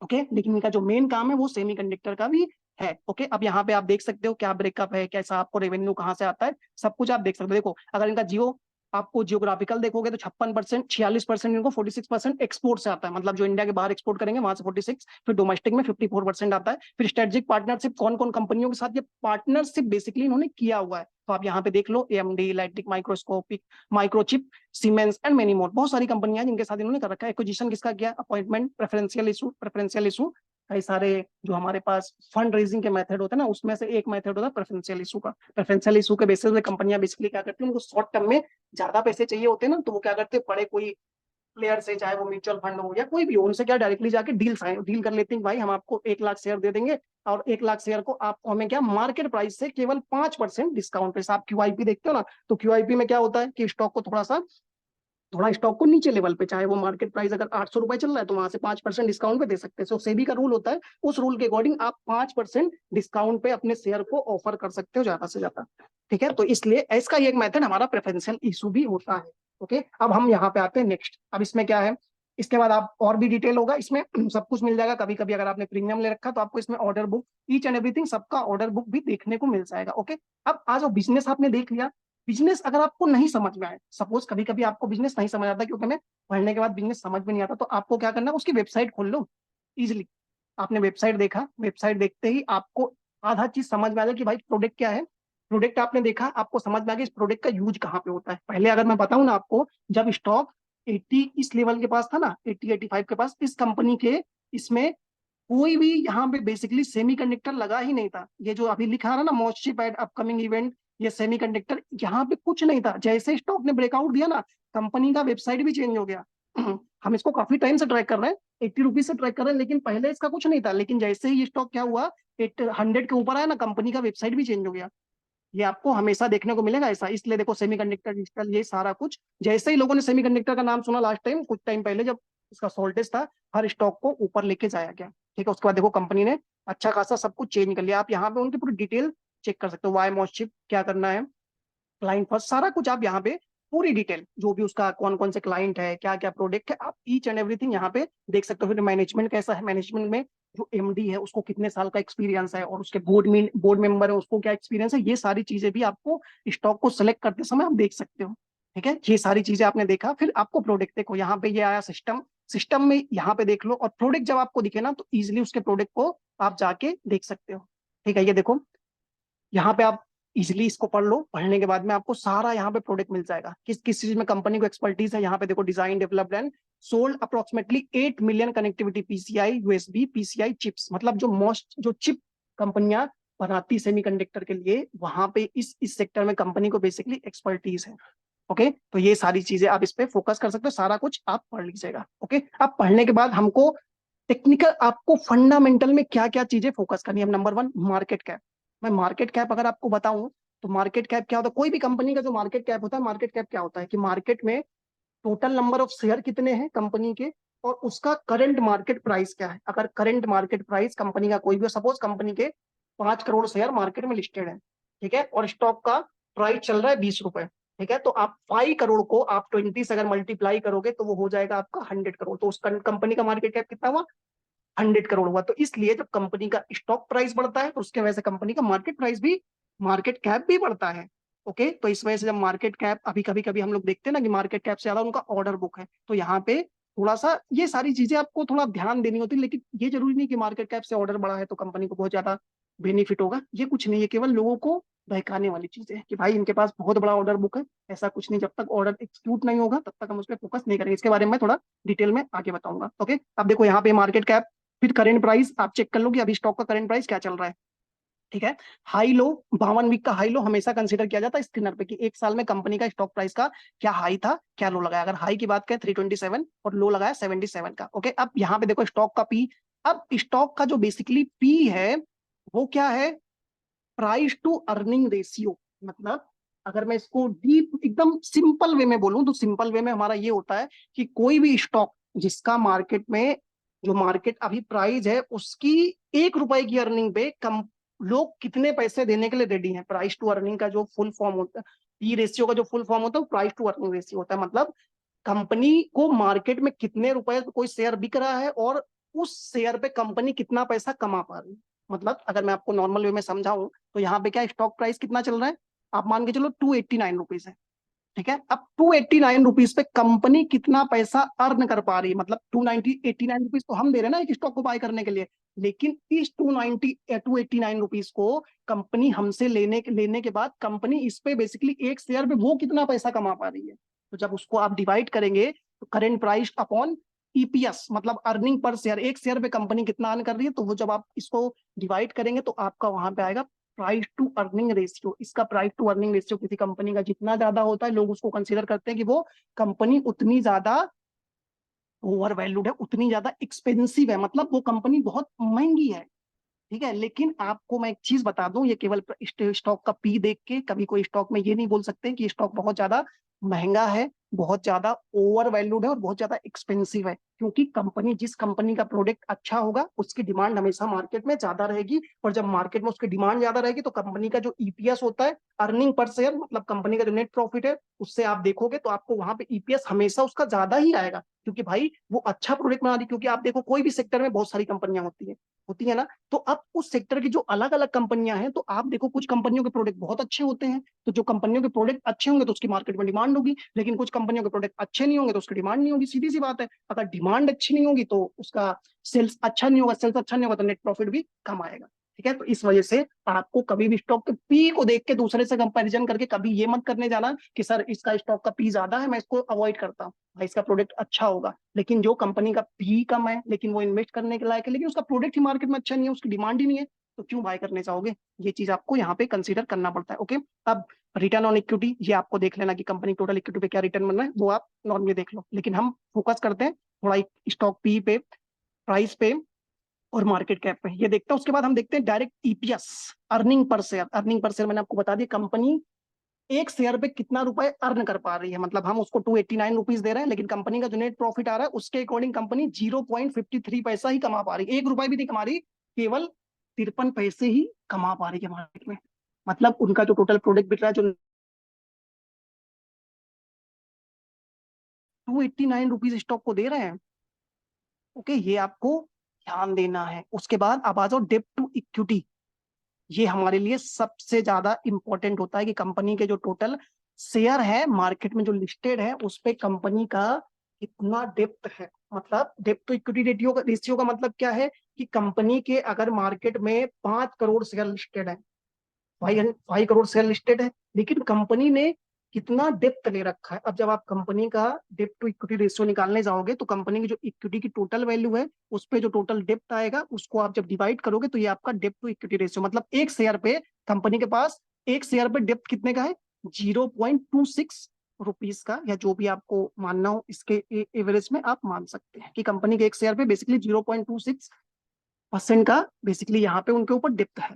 ठीक है, अब यहाँ पे ये हमने देख लिया, ये थोड़ा इंपॉर्टेंट होता है कभी भी किसी मल्टीबैगर को देखना, जितना कम से कम कंपनी के ऊपर डेप्थ, इक्विटी में डेप्थ होगा उतनी कंपनी अच्छी होगी, क्योंकि ज्यादा आप डेप्थ होगा तो कंपनी अच्छा काम नहीं कर पाएगा। अगर आप यही देख लो कि अगर आपको फ्यूचर में कहीं ग्रो करना है, अगर आपके ऊपर जितना कम बर्डन होगा आप उतने इजिली वर्क कर पाएंगे और उतना आप फ्रीडम से वर्क कर पाएंगे। तो इसलिए कंपनी के पास जितना कम डेप्थ होगा ना, कंपनी उतने ज्यादा बिजनेस को अच्छी तरीके से ग्रो कर पाएगी। लेकिन अगर कंपनी को डेप्थ ज्यादा रहेगा तो हर क्वार्टर में उनको बेसिकली उस पर इंटरेस्ट देना पड़ेगा, और इंटरेस्ट देने के बाद में क्या, कोई भी अगर नया प्रोडक्ट लॉन्च करना बेसिकली लॉन्च नहीं कर पाएंगे, क्योंकि उनके पास कैपिटल ही नहीं रहेगा उसके लिए। तो इसलिए हम हमेशा फोकस करते हैं कि थोड़ा कंपनी के ऊपर डेप्थ कम होना चाहिए। ओके, अब ये सारी चीजें आपको थोड़ा बहुत ज्यादा फंडामेंटल के अंदर जाने का नीड नहीं है। यहाँ पे आप देख लो डेप्थ, ये दिख रहा है ना डेप्थ, कि कंपनी के ऊपर बेसिकली कितना डेप्थ है, कंपनी ने कितना लोन ले रखा है। अगर आपको यहाँ पे ये दिख जाए, ये जितना कम होगा ना उतना ज्यादा हमारे लिए बेनिफिटेड होगा। कंपनी के ऊपर टोटल डेप्थ कितना है, 69.5 करोड़, मतलब अप्रोक्स आप मान लो 70 करोड़ का कंपनी के ऊपर डेप्थ है, इससे ज्यादा डेप्थ है ही नहीं। ठीक है, ये आपको ध्यान रखना। अब यहाँ पे आपने ये देख लिया, ये देखने के बाद टोटल प्रमोटर होल्डिंग देख लो, फिर एफआईआई होल्डिंग देख लो, ये सारा कुछ देख लिया। फिर इंडस्ट्री का पी। अब एक चीज और है कि इंडस्ट्री का पी क्या है, इंडस्ट्री पी ये होता है कि इस सेक्टर की, इंडस्ट्री तो अलग अलग इंडस्ट्री होते हैं, चाहे आपका टेलीकॉम इंडस्ट्री देख लो, फिर आपका चाहे फर्टिलाइजर सेक्टर, मतलब अगर अलग अलग सेक्टर देखोगे तो कोई इंडस्ट्री होगी, तो एक इंडस्ट्री में जितनी भी कंपनीज काम करेगी उनका एक एवरेज रेशियो आता है, कि मतलब इस सेक्टर की जो कंपनियां हैं उनको कितनी अर्निंग हो पा रही है मार्केट में और लोग उसके लिए कितने पैसे दे रहे हैं, बेसिकली उसके ब्लॉक पे बेसिकली हमारा इंडस्ट्री का पी निकाला जाता है। ठीक है, अब इंडस्ट्री पी के अकॉर्डिंग जो कंपनी का पी, बेसिकली अगर जिस कंपनी का पी इंडस्ट्री पी के ऊपर होगा बेसिकली वो कंपनी एक्सपेंसिव होगी, मतलब मार्केट में लोग उसको ज्यादा पैसे देने दे करके बाय कर रहे हैं उसके स्टॉक को। अगर आप देखो तो अगर इंडस्ट्री पी से कभी किसी स्टॉक का पी कम होता है तो हम उसको बेसिकली अंडर वैल्यूड मानते हैं। अगर कंपनी का, किसी कंपनी का price to earning ratio industry P से ज्यादा होता है तो हम उसको बेसिकली क्या, ओवर वैल्यूड मानते हैं। ठीक है, अगर हम यहाँ पे अगर इसके अकॉर्डिंग देखें तो ये हमारा इंडस्ट्री पी कितना है, 36 का। लेकिन आप यहाँ पे देखो स्टॉक का पी कहाँ पे है, ये दिख रहा है 554 का। तो सीधा सीधा देखोगे तो आपको यहाँ पे क्या दिखेगा, ओवर वैल्यूड है। ओवर वैल्यूड जैसे ही आपने देखा ना, आप सीधा बोलोगे इस स्टॉक को बेच के निकल जाना चाहिए। तो ऐसा नहीं होता, जो छोटी कंपनीज होती है ना उनका जो स्टॉक का पी होता है लोग वहां ध्यान नहीं देते, क्योंकि उनका इन फ्यूचर उनको बहुत ग्रोथ की पॉसिबिलिटीज है, इसलिए स्टॉक का पी यहाँ पे इतना बड़ा है। कंपनी को दो चार ऑर्डर एक्सिक्यूट करेगा ना तो जो उनका फ्यूचर में ये तुरंत आपको स्टॉक का पी एडजस्ट हो जाएगा, स्टॉक का पी नीचे आ जाएगा। ठीक है, लेकिन फिर भी क्या होते हैं, जो हमारे बहुत सारे जो फाइनेंशियल के एक्सपर्ट होते हैं वो क्या बोलेंगे, स्टॉक का पी ने बहुत हाई है, हम इसको फोकस, हमें फोकस करना, लोग बोलेंगे इसको फोकस कर ले भाई, इसको ना छोड़ दो ये बहुत ओवर वैल्यूड है। लेकिन आपको ये नहीं मालूम कि इसका अपॉर्चुनिटी कितना है, यहाँ पे इन फ्यूचर ये बहुत ग्रो कर सकता है। ठीक है, तो इंडस्ट्री पी से आपको ये देखना है, अगर इंडस्ट्री पी से ज्यादा है तो वो एक्सपेंसिव लोग मानते हैं, लेकिन अगर उसका फ्यूचर में ग्रोथ अच्छा है तो हम उसको इस पे फोकस ना करके हम उसको कहाँ फोकस करते हैं कि आगे वो स्टॉक बढ़ेगा। ठीक है, अब ये हो गया हमारा नॉर्मल, हम इतना फोकस करते हैं। ठीक है, अब ये फोकस करने के बाद हम आते हैं नेक्स्ट नीचे सीधा, ये देख लिया आपने, यहाँ पे आप उसको प्रोस कौन पढ़ लो, कंपनी को क्या, मतलब क्या क्या उसको कंपनी के बेनिफिट है, कंपनी की इसमें इन्वेस्ट करने के, और कंपनी कंपनी के क्या निगेटिव पॉइंट्स है, सारा आप प्रोज और कॉन्स में यहाँ पे पढ़ सकते हैं। ये आप पढ़ लेना, क्योंकि मैं इतना डिफाइन करूंगा बहुत लंबी वीडियो हो जाएगा। ओके, अब यहाँ पे देखो इस सेक्टर की जो आईटी, मतलब इस सेक्टर में जो कंपनी के जो भी आपके पीयर्स है, मतलब कोई भी इंडस्ट्री में अगर एक कंपनी काम कर रही है तो काम करने के बाद में आपको क्या दिखता है कि अगर सेम कंपनी कोई भी काम करेगा तो हमको ये देखना पड़ता है ना कि भाई चल क्या रहा है, उस सेक्टर की कंपनियां क्या काम कर रही हैं। तो आपको अगर आप आईटी सेक्टर में जाओगे तो आईटी सेक्टर में आपको ये देखोगे ना कि कंपनी क्या, कौन कौन सी कंपनियां अच्छा काम कर रही हैं, सीधा सा देखोगे तो आप उसको कैसे, लोग कैसे कंसीडर करते हैं, सीधा बोलेंगे सर पी रेशियो से हम कंसीडर कर लेते हैं। तो भाई पी रेशियो आपको यहाँ पे दिखता है ना, कभी कभी हम लोग हमसे ये भी पूछते हैं कि सर कैसे मैं स्टॉक को निकालो, तो आपको जो स्टॉक निकालने का देखना होता है ना, अलग अलग वॉच लिस्ट बनाना होता है। तो आप यहाँ पे देखो जो आपको स्क्रीन पे दिख रहा है ना सेक्टर, आप जब इसको क्लिक करेंगे तो आपको यहाँ पे इजिली दिख जाएगा कि यहाँ पे कौन कौन सी कंपनियां हैं। देखो सारी दिख रही, Oracle Finance, PB Fintech, KPIT Tech, और आपको टाटा एलेक्सी, टाटा टेक्नोलॉजी, कोफोर्स, सब कुछ आपको यहाँ पे इजिली दिख रहा है, और आप स्टॉक का भी यहाँ से देख सकते हो। ठीक है, यहाँ पे आप क्लिक करोगे ना इस सेक्टर की पूरी कंपनी आ जाएंगी। ओके, अब यहाँ पे छोड़ो, हम आते हैं नेक्स्ट, हमको किस पे फोकस करना था, क्वार्टरली रिजल्ट पे। ठीक है, हम इसमें क्या क्या देखते हैं, हम पहले फोकस करते हैं कंपनी का सेल्स। देख रहे हो ये सेल्स, ये सेल्स हमारे लिए सबसे ज्यादा इंपॉर्टेंट होता है भाई, सेल्स ही नहीं होगा तो कैसे प्रॉफिट बनाएंगे। तो आपको ये सेल्स देखना है कि कंपनी का सेल्स कम से कम, अगर आप कोई भी कंपनी में इन्वेस्ट करते हो, कम से कम पिछले 3 क्वार्टर में बढ़ना चाहिए कि सितंबर, दिसंबर और मार्च, मतलब 3 क्वार्टर कम से कम डिक्लाइन नहीं हो, और एवरेज भी होगा तो चलेगा, एवरेज होगा थोड़ा बहुत ऊपर नीचे 1-2 करोड़ का चलेगा, लेकिन ज्यादा डाउन नहीं होना चाहिए। ओके, अगर डाउन होता भी है, अगर मार्केट में कोविड जैसा सिचुएशन आता है, उसके बाद अगर सब कंपनियों को डाउन होता है तो इसके भी डाउन होंगे, तो डाउन होंगे उस टाइम हम इसको ज्यादा कंसीडर नहीं करते। बट अगर नॉर्मल मार्केट एक्टिविटी में, जो नॉर्मल इकोनॉमी चल रहा है, उसमें अगर डाउन होता है तो हम थोड़ा सा, हमें यहाँ पे कॉशियस होने का नीड होता है। ठीक है, ये होने के बाद एक्सपेंसेस देख लो कि भाई इतना सेल्स करने में कंपनी के टोटल कितने एक्सपेंस हो गए, कितने खर्च लग गए उसको बेसिकली। ठीक है, अब यहाँ पे ऑपरेटिंग प्रॉफिट सीधा आपको सेल्स में से ये आप माइनस करेंगे तो आपको ये ऑपरेटिंग प्रॉफिट आ जाएगा। अब आता है हमारा ऑपरेटिंग प्रॉफिट मार्जिन। हमारे लिए जो हम फोकस करते हैं, सबसे इंपॉर्टेंट होता है हमारा ऑपरेटिंग प्रॉफिट मार्जिन। अब ऑपरेटिंग प्रॉफिट मार्जिन बेसिकली होता है, क्या होता है और इसको क्यों फोकस करते हैं, जो हमेशा एफआईआईज होते हैं, जो डीआईआईज होते हैं, और जो म्यूचुअल फंड वाले होते हैं, वो हमेशा कंपनी के नेट प्रॉफिट से उनको ज्यादा मतलब नहीं होता, कंपनी के सेल्स से भी मतलब नहीं होता। कंपनी का सेल्स थोड़ा बहुत अप डाउन होगा ना, वो मैनेज कर लेंगे, उनको कोई मैटर ही नहीं करता, उनको मैटर करता है ऑपरेटिंग प्रॉफिट मार्जिन। अगर ये उनका डाउन होगा ना, तो वो हमेशा इस स्टॉक को अवॉइड करेंगे ही करेंगे। अगर उनका, ये आपका ओपीएम बढ़ा नहीं, ऑपरेटिंग प्रॉफिट मार्जिन बढ़ा नहीं, तो कम से कम डाउन नहीं होना चाहिए। ठीक है, अब ओपीएम को मैं अगर नॉर्मल वे में समझाऊं तो ओपीएम क्या होता है, जैसे आप कोई भी कंपनी है, सपोज अगर आप बिस्किट की कंपनी मान लो, जो बिस्किट आप नॉर्मली खाते हो, एक कंपनी का बिस्किट है, एक कंपनी के एक बिस्किट को बनाने के लिए, सपोज एक पैकेट को बनाने के लिए हमारा टोटल पैसे कितने लग गए, हमारे 80 रुपीज लग गए एक पैकेट को रेडी करने में। वो स्टॉक, वो बिस्किट का एक पैकेट बिकता कितने पे है, 100 रुपीज पे। ठीक है, वो स्टॉक, वो आपने बिस्किट बनाया 80 रुपीज पे, बिका कितना मार्केट में, 100 रुपीज पे। आपको टोटल प्रॉफिट कितना हुआ कंपनी को, 20 रुपीज का। अब 20 रुपीज का जो कंपनी को प्रॉफिट हुआ, वो कंपनी के टोटल लागत में से आप उसको बेसिकली डिवाइड करो, तो आपका जो परसेंटेज आएगा, आपको कितना मिला, 80 रुपीज आपका टोटल कॉस्ट था, इनपुट कॉस्ट। आपने उसको सेल कितने पे किया, 100 रुपीज पे। आपका नेट प्रॉफिट कितना आया, 20 रुपीज। तो जो 20 रुपीज आपका आया ना, तो आप 80 में से, आप 20 से 80 को डिवाइड कर दो, आपका आएगा 25%। तो 25% जो आपका मार्जिन है, यही हमारा होता है ऑपरेटिंग प्रॉफिट मार्जिन। उसके बाद जो एक्सपेंसेस है वो आपको बाद में देखना होता है। ठीक है, ये आपने देख लिया। अब ऑपरेटिंग प्रॉफिट मार्जिन क्यों फोकस करते हैं, देखो, सब आपका इनपुट कॉस्ट होगा, वो इनपुट कॉस्ट कैसे बढ़ेगा, जैसे अगर मान लो आपको इन्फ्लेशन आ गया। ठीक है, अगर कोई बिस्किट हम बना रहे हैं, तो भाई इस बिस्किट जब बनाएंगे, तो अगर इन्फ्लेशन रेट बढ़ेगा, तो हम जो रॉ मटेरियल बेसिकली यूज कर रहे हैं, अगर बिस्किट बनाना है तो हम जो भी प्रोडक्ट यूज करेंगे, कि आप इसमें जो भी आप क्रूड ऑयल यूज करो, या आपको कुछ भी, मतलब आप इंडस्ट्री में जो चीजें यूज कर रहे हो, जो चीज इसमें लगा रहे हो रॉ मटेरियल के रूप में, उसके प्राइसेस क्या होंगे, प्राइसेस बढ़ेंगे ना, इन्फ्लेशन बढ़ेगा तो प्राइसेस बढ़ेंगे, और जब प्राइसेस बढ़ेंगे तो आपका जो इनपुट कॉस्ट है वो इंक्रीज होएगा। मतलब आप जो पहले बिस्किट को बनाते थे 80 रुपीज में, वो कितने का हो गया, वो आपको इनपुट कॉस्ट अभी 85 रुपीज हो गया, मतलब 5 रुपए बढ़ गया है। ठीक है, और लेकिन जो आपने मार्केट में जो प्राइस तय किया 100, वो तो बिकेगा 100 पे ही ना, उससे ज्यादा तो बिकेगा नहीं। प्राइस जो फिक्स है, लेकिन हमारा क्या हुआ, इनपुट कॉस्ट हमारा बढ़ गया। तो यहाँ पे हमारा क्या, सीधा जो हमारे पहले प्रॉफिट, हमें इन बिस्किट को बनाने में 80 रुपीज लगते थे, वो 85 लग रहा है, लेकिन प्राइस तो नहीं बढ़ा रहा ना, प्राइस तो उसी में बिकेगा, क्योंकि प्राइस को बढ़ाएंगे तो थोड़ा हमारा वैल्यूम भी कम हो जाएगा। तो इसके पीछे का तो बहुत रीजन है, लेकिन आप नॉर्मल ये समझो कि अगर इन्फ्लेशन इंक्रीज होगा, कुछ भी इंक्रीज होगा अगर, और इसके वजह से इनपुट कॉस्ट बढ़ेगा, तो हमारा जो नेट प्रॉफिट है वो डाउन होगा, मतलब ऑपरेटिंग प्रॉफिट डाउन, क्योंकि 85 रुपीज, पहले 80 लगता था, अभी 85 लग रहा है, और 100 पे ही बिक रहा है। तो आपको सीधा सीधा ये देखना है कि भाई 15 रुपए, पहले जो 20 प्रॉफिट होता था वो 15 हो रहा है। तो अगर ये डाउन होगा ना, तो लोगों को ये प्रॉब्लम है कि आगे चल के कंपनी का जो, ये जो पहले 20 रुपए कमा रहा था, इससे इनकी प्रॉफिट मार्जिन थी 25%, वो अभी घट के कितना, मान लो अगर 16-17% भी बच गई, तो बहुत प्रॉब्लम करेगा, और आगे चल के इन फ्यूचर इनको बहुत प्रॉब्लम होगा। अगर उनका ओपीएम घटेगा तो सीधी सी बात है, अगर प्रॉफिट घटेगा तो आगे चल के इनका नेट प्रॉफिट भी घटना ही घटना है, क्योंकि अगर आपको यहाँ पे दिख रहा है तो आगे चल के वो घटेगा। तो इसलिए हमेशा बड़े प्लेयर ओपीएम पे फोकस करते हैं, सेल्स पे फोकस नहीं करते। सेल्स थोड़ा डाउन होगा ना, तो वो मैनेज कर लेंगे, उनको मालूम है कोई प्रॉब्लम नहीं, थोड़ा सा डाउन हुआ है, कुछ टाइम बाद हम इसको मैनेज कर ही लेंगे। अगर मैं आपको इसका सेम एग्जांपल दिखाऊं, तो मैं आपको एक स्टॉक दिखा सकता हूं जो हमारे, हमको बहुत तंग किया, और हमारे एक बार लेवल से निकलने के बाद वो दोबारा हमारे लेवल पे आया ही नहीं। मैं उसका परफेक्ट एग्जांपल आपको दिखाऊंगा, ट्रिल।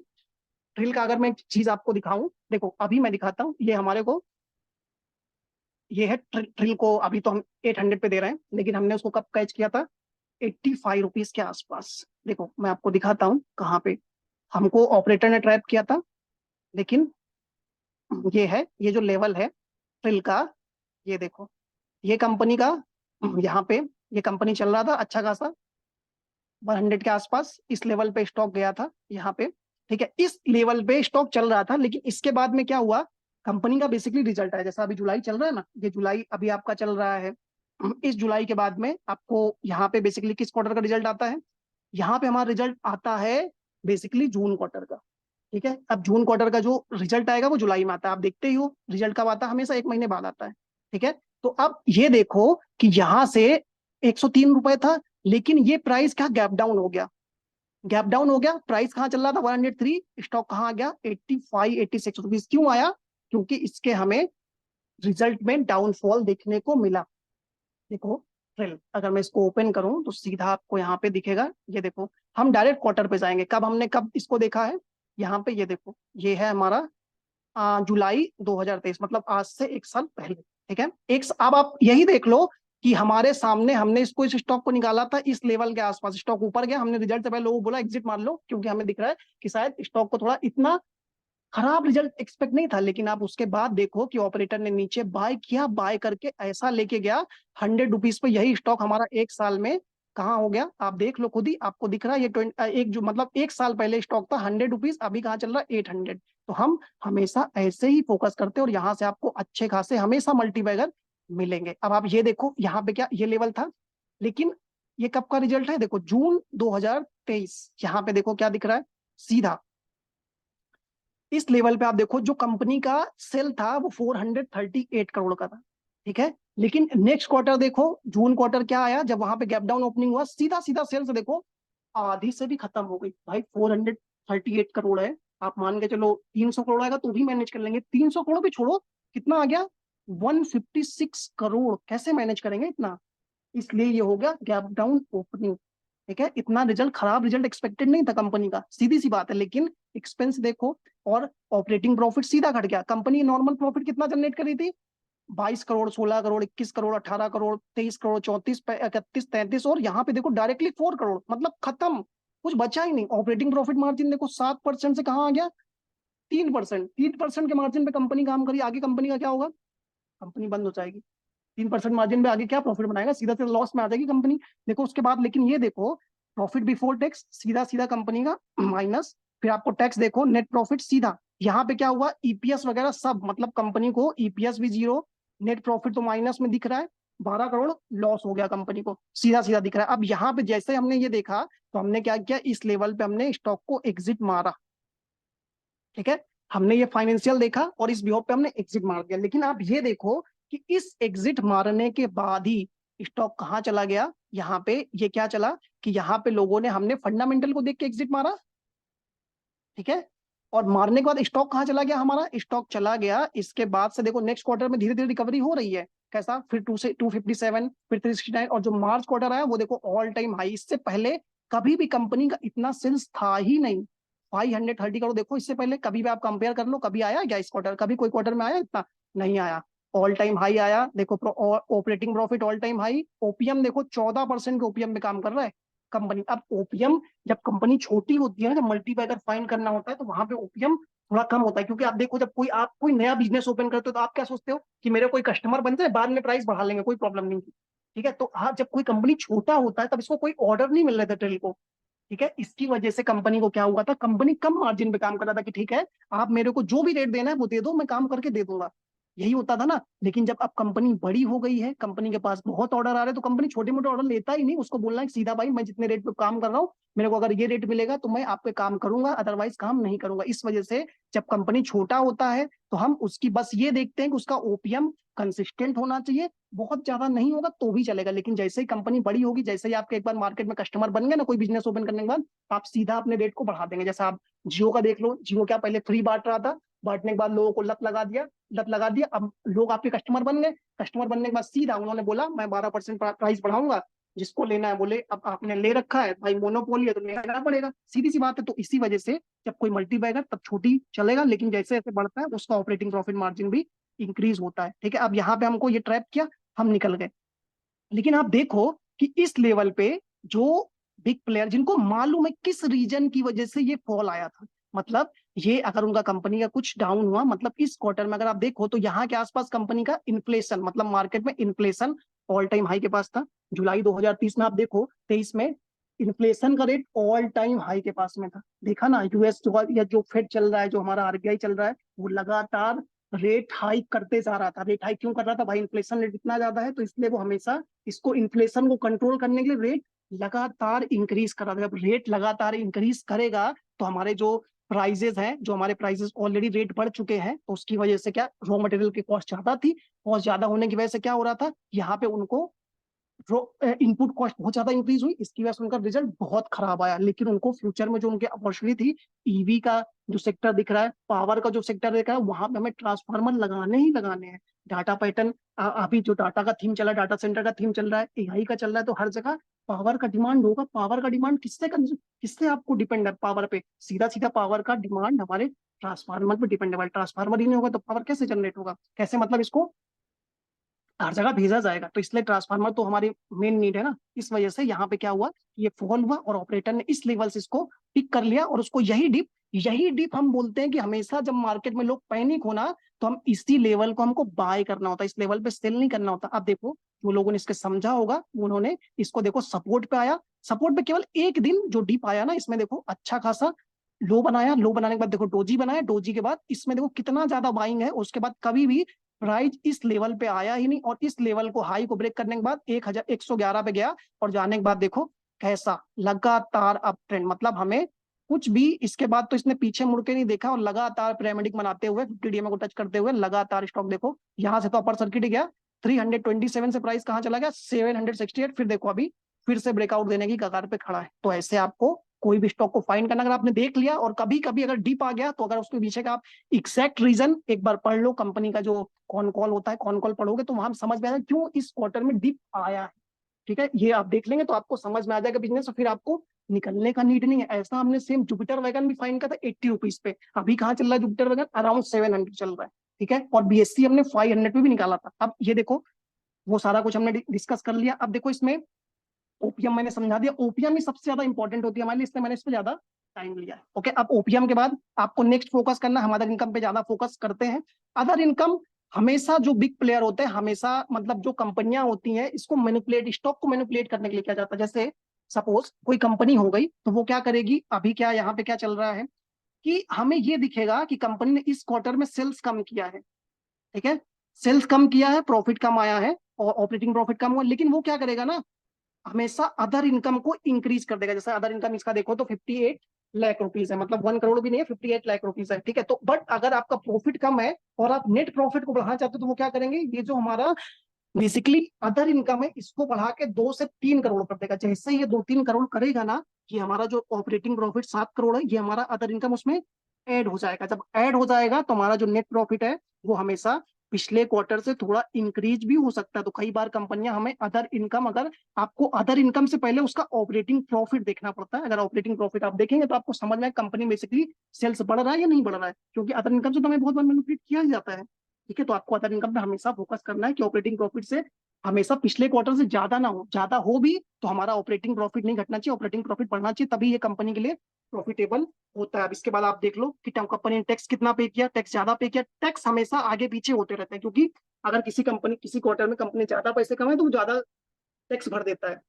भरने के बाद ये टैक्स जब ज्यादा भर देंगे तो नेक्स्ट क्वार्टर अगर हमारा खराब भी जाएगा, तो वो इस टैक्स को नेक्स्ट क्वार्टर में बेसिकली एडजस्ट कर देते हैं। इस वजह से आपको कभी इस पे ज्यादा टैक्स पे फोकस नहीं करना। ये कंपनी टैक्स अप डाउन हर सेक्टर में मैनेज कर लेता है अपने अकॉर्डिंग। ओके, अब यहाँ पे आपने देख लिया। इसके बाद आपको नेट प्रॉफिट सारा कुछ देने के बाद, मतलब कंपनी का जो टोटल एक्सपेंस है सब कुछ चला गया, जिसको इसको डेप्थ लिया था उनसे उनको इंटरेस्ट दे दिया, टैक्स काट दिया, सब कुछ काटने के बाद उनको बेसिकली नेट प्रॉफिट क्या बचा, इस नेट प्रॉफिट को हम देखते हैं। लेकिन नेट प्रॉफिट से पहले मैंने आपको क्या बोला, इसको हम जरूर फोकस करते हैं, ऑपरेटिंग प्रॉफिट को। फिर हम ईपीएस देखते हैं। अगर ईपीएस लगातार बढ़ रहा है, प्रॉफिट बढ़ रहा है, ऑपरेटिंग प्रॉफिट बढ़ रहा है और सेल्स बढ़ रहा है, तो हम उसको मल्टी बैगर कैटेगरी में ले सकते हैं। और इन फ्यूचर हम हमेशा जो भी स्टॉक सिलेक्ट करते हैं, उसको ये क्राइटेरिया हम फोकस करते ही करते हैं। अब अभी रिजल्ट सीजन चल रहा है, तो रिजल्ट सीजन को मैं आपको ये बता दूं कि जब आप लोग देखते हो ना कि कोई भी स्टॉक है, जब आप देखते हैं कि ईयर ऑन ईयर बेसिस उसका रिजल्ट अच्छा आया, ठीक है, तो ईयर ऑन ईयर बेसिस पे हम क्या कंपेयर करने जाते हैं, यहाँ पे देखो ये हमारा क्वार्टर क्वार्टर था, आपको दिख रहा है हर क्वार्टर में यहाँ पे क्या ईयर ऑन ईयर बेसिस पे है दिख रहा है, ये मार्च 2023 में कैसा रिजल्ट आया और मार्च 2024 में कैसा रिजल्ट आया। तो जब आप रिजल्ट देखने जाएं तो आपको ईयर ऑन ईयर बेसिस पे ज्यादा नहीं देखना है, आपको फोकस करना है क्वार्टर ऑन क्वार्टर बेसिस पे, कि हर क्वार्टर उसका सेल्स बढ़ रहा है क्या, ऑपरेटिंग प्रॉफिट बढ़ रहा है क्या, ओपीएम बढ़ रहा है क्या, और साथ में आपको नेट प्रॉफिट बढ़ रहा है क्या। क्योंकि अगर ईयर ऑन ईयर देखोगे तो वो एक साल पहले का, उससे पहले एक साल पहले कंपनी ने क्या किया था, उसके बाद कई सारे क्वार्टर के रिजल्ट आ गए होंगे ना। अब क्वार्टर का जो रिजल्ट है वो वहां पे हमारा जो इन्फ्लेशन का रेट है या उसके बेसिस पे जो भी आपको जो बेसिकली इनपुट कॉस्ट है वो इंक्रीज हुआ, उसकी वजह से कंपनी के कई बार मार्जिन भी अप डाउन हुए होंगे। तो आपको फोकस करना है कि अगर कोई कंपनी का आपने स्टॉक बाय किया है और बाय करने के बाद अगर वो इसका क्वार्टर ऑन क्वार्टर बेसिस पे रिजल्ट अच्छा आएगा तो वो स्टॉक नेक्स्ट डे ऊपर जाएगा। ठीक है, लेकिन ये भी चीज ध्यान रखना है इसके साथ कि कंपनी ने पहले से स्टॉक, कंपनी का जो स्टॉक है वो पहले से अच्छा खासा चला ना हो। जैसे आप इरेडा देख लो, इरेडा में क्या हुआ, रिजल्ट अच्छा है, ठीक है, लेकिन उसका एसेट क्वालिटी थोड़ा डाउन हुआ, लेकिन वहां पे क्या हुआ कि स्टॉक ऑलरेडी चल चुका है, स्टॉक 250 से मान लो अगर 220 से शॉर्ट टर्म में 300 का लेवल टच कर गया, 80 रुपीज बढ़ गया, छोटा सा स्टॉक है, इतना चल गया, बहुत चल गया, तो इसलिए रिजल्ट अगर अच्छा भी आएगा तो उसको पहले से स्टॉक ने एडजस्ट कर रखा है, तो हमें ज्यादा अपसाइड नहीं मिलेगी, उसके बाद हमें प्रॉफिट बुकिंग देखने को मिलेगी। इसलिए कभी भी आप रिजल्ट क्वार्टर बेसिस पे देखो और ये चारों चीजों को फोकस करो, सेल्स, ओपीएम, ऑपरेटिंग प्रॉफिट और नेट प्रॉफिट, ये ध्यान दो। अदर इनकम को भी थोड़ा ध्यान देखना क्योंकि कंपनियां बहुत मैनिपुलेट करती हैं हमारी। ठीक है, ये चीज आपको ध्यान रखना है। अब आ जाओ नेक्स्ट, ये हो गया हमारा, इसको देखना है। फिर आपको इसमें थोड़ा सा बैलेंस शीट अगर देखना है तो आपको यहाँ पे ज्यादातर फोकस करते हैं रिजर्व पे, कि कंपनी के पास रिजर्व कितना है, अभी कंपनी ने कितना पैसा कंपनी के पास कैश में है, कल को अगर कोई भी डेप्ट मतलब जहां पे कंपनी ने लोन लिया है अगर कल को वो आता भी है तो कंपनी के पास क्या उतना रिजर्व है। सपोज अगर मैंने किसी से लोन लिया है और कल वो मेरे घर पे आके बोलता है कि भाई तुमने मेरे से 1 लाख रुपए लिया, मेरे को अर्जेंट चाहिए, तो मैं अपना अगर कोई कंपनी का नया बिजनेस ओपन करने वाला हूँ और अगर मेरे पास 1 लाख रुपए उसको देने के लिए नहीं है, तो कल वो देखेगा ना, क्योंकि कुछ लोग चलते हैं कि भाई कंपनी मतलब ये आदमी क्यों लगातार आगे बढ़ रहा है, तो उसको जैसे मान रहा है कि वो कुछ नया प्रॉपर्टी खरीद रहा है या नया कुछ कर रहा है, तो वो अगला जो हमने जिसको लोन जिससे लिया था ना वो तुरंत मांगने आ जाएगा। तो इसलिए हम हमेशा ये देखते हैं कि कंपनी के पास जो हमारा रिजर्व है वो हमेशा हमारे डेप्थ से ज्यादा होना चाहिए, मतलब जितना हमने लोन लिया है उससे ज्यादा अगर होगा ना तो ये हमारे लिए ज्यादा बेनिफिटेड होगा। ओके, तो हम हमेशा रिजर्व पे ज्यादा फोकस करते हैं, बारोइंग पे, कि कंपनी के ऊपर कितना उधार है और कंपनी के पास कितना रिजर्व है, बस इससे ज्यादा हम इस पे फोकस नहीं करते। फिर ये कैश फ्लो वगैरह ये सारा कुछ आप देख लेना।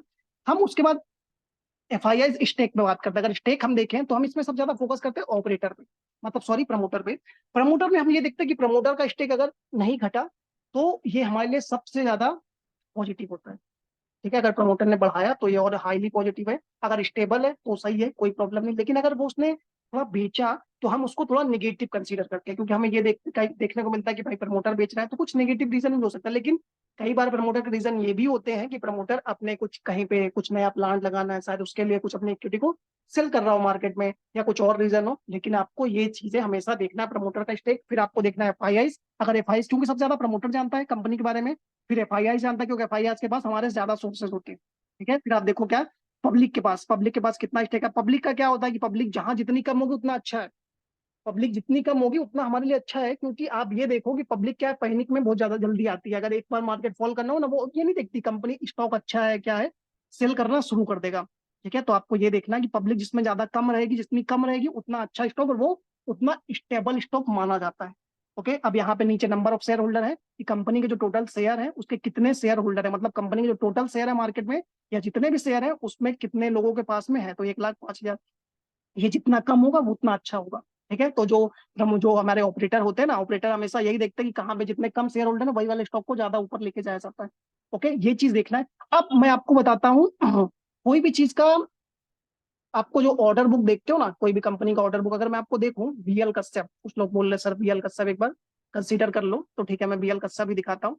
बीएल कश्यप का मार्केट कैप देखो 2,000 करोड़ का है। ठीक है, मार्केट कैप बहुत कम है, मार्केट कैप पे इतना ज्यादा फोकस करना नहीं है, ठीक है, लेकिन बट मार्केट कैप देखो कि 2,217 करोड़ का है बेसिकली देखा जाए तो। ठीक है, अब इसके सामने कंपनी का जो ऑर्डर बुक है वो कितना है, ऑर्डर बुक देखो यहाँ पे दिखेगा नॉर्मली, अगर आप देखोगे तो आपको दिख जाएगा। अब पहले कंपनी का बिजनेस देख लो नॉर्मली कि कंपनी करता क्या है। कंपनी क्या करता है basically, BL Kashyap and sons limited is an EPC company engage in business business of construction of building high rise residential and commercial complex IT park institutional building, मतलब कंपनियां बेसिकली इंफ्रास्ट्रक्चर की है, बहुत सारे हाई राइज बिल्डिंग बनाती है, IT park बनाती है, बहुत सारे इंस्टीट्यूशंस के बिल्डिंग वगैरह बनाती है बेसिकली। ओके, अब यहाँ पे आप देखो सीधा सीधा आपको दिख रहा है, क्या दिख रहा है, इंजीनियरिंग कंपनी है, कंस्ट्रक्शन में भी काम करती है, सिविल इंस्ट्रक्शन और बहुत सारा काम करती है। अब कंपनी के पोर्टफोलियो में कंपनी ने क्या क्या बनाया आप देख सकते हो। देखो आईटी कैंपस, कमर्शियल स्पेस, ये सब पढ़ लो। पढ़ने के बाद आपको क्या दिख गया, it also take turnkey project of setup power generation plant, ठीक है, power transmission, distribution system, integrated rail and metro systems, residential building and township.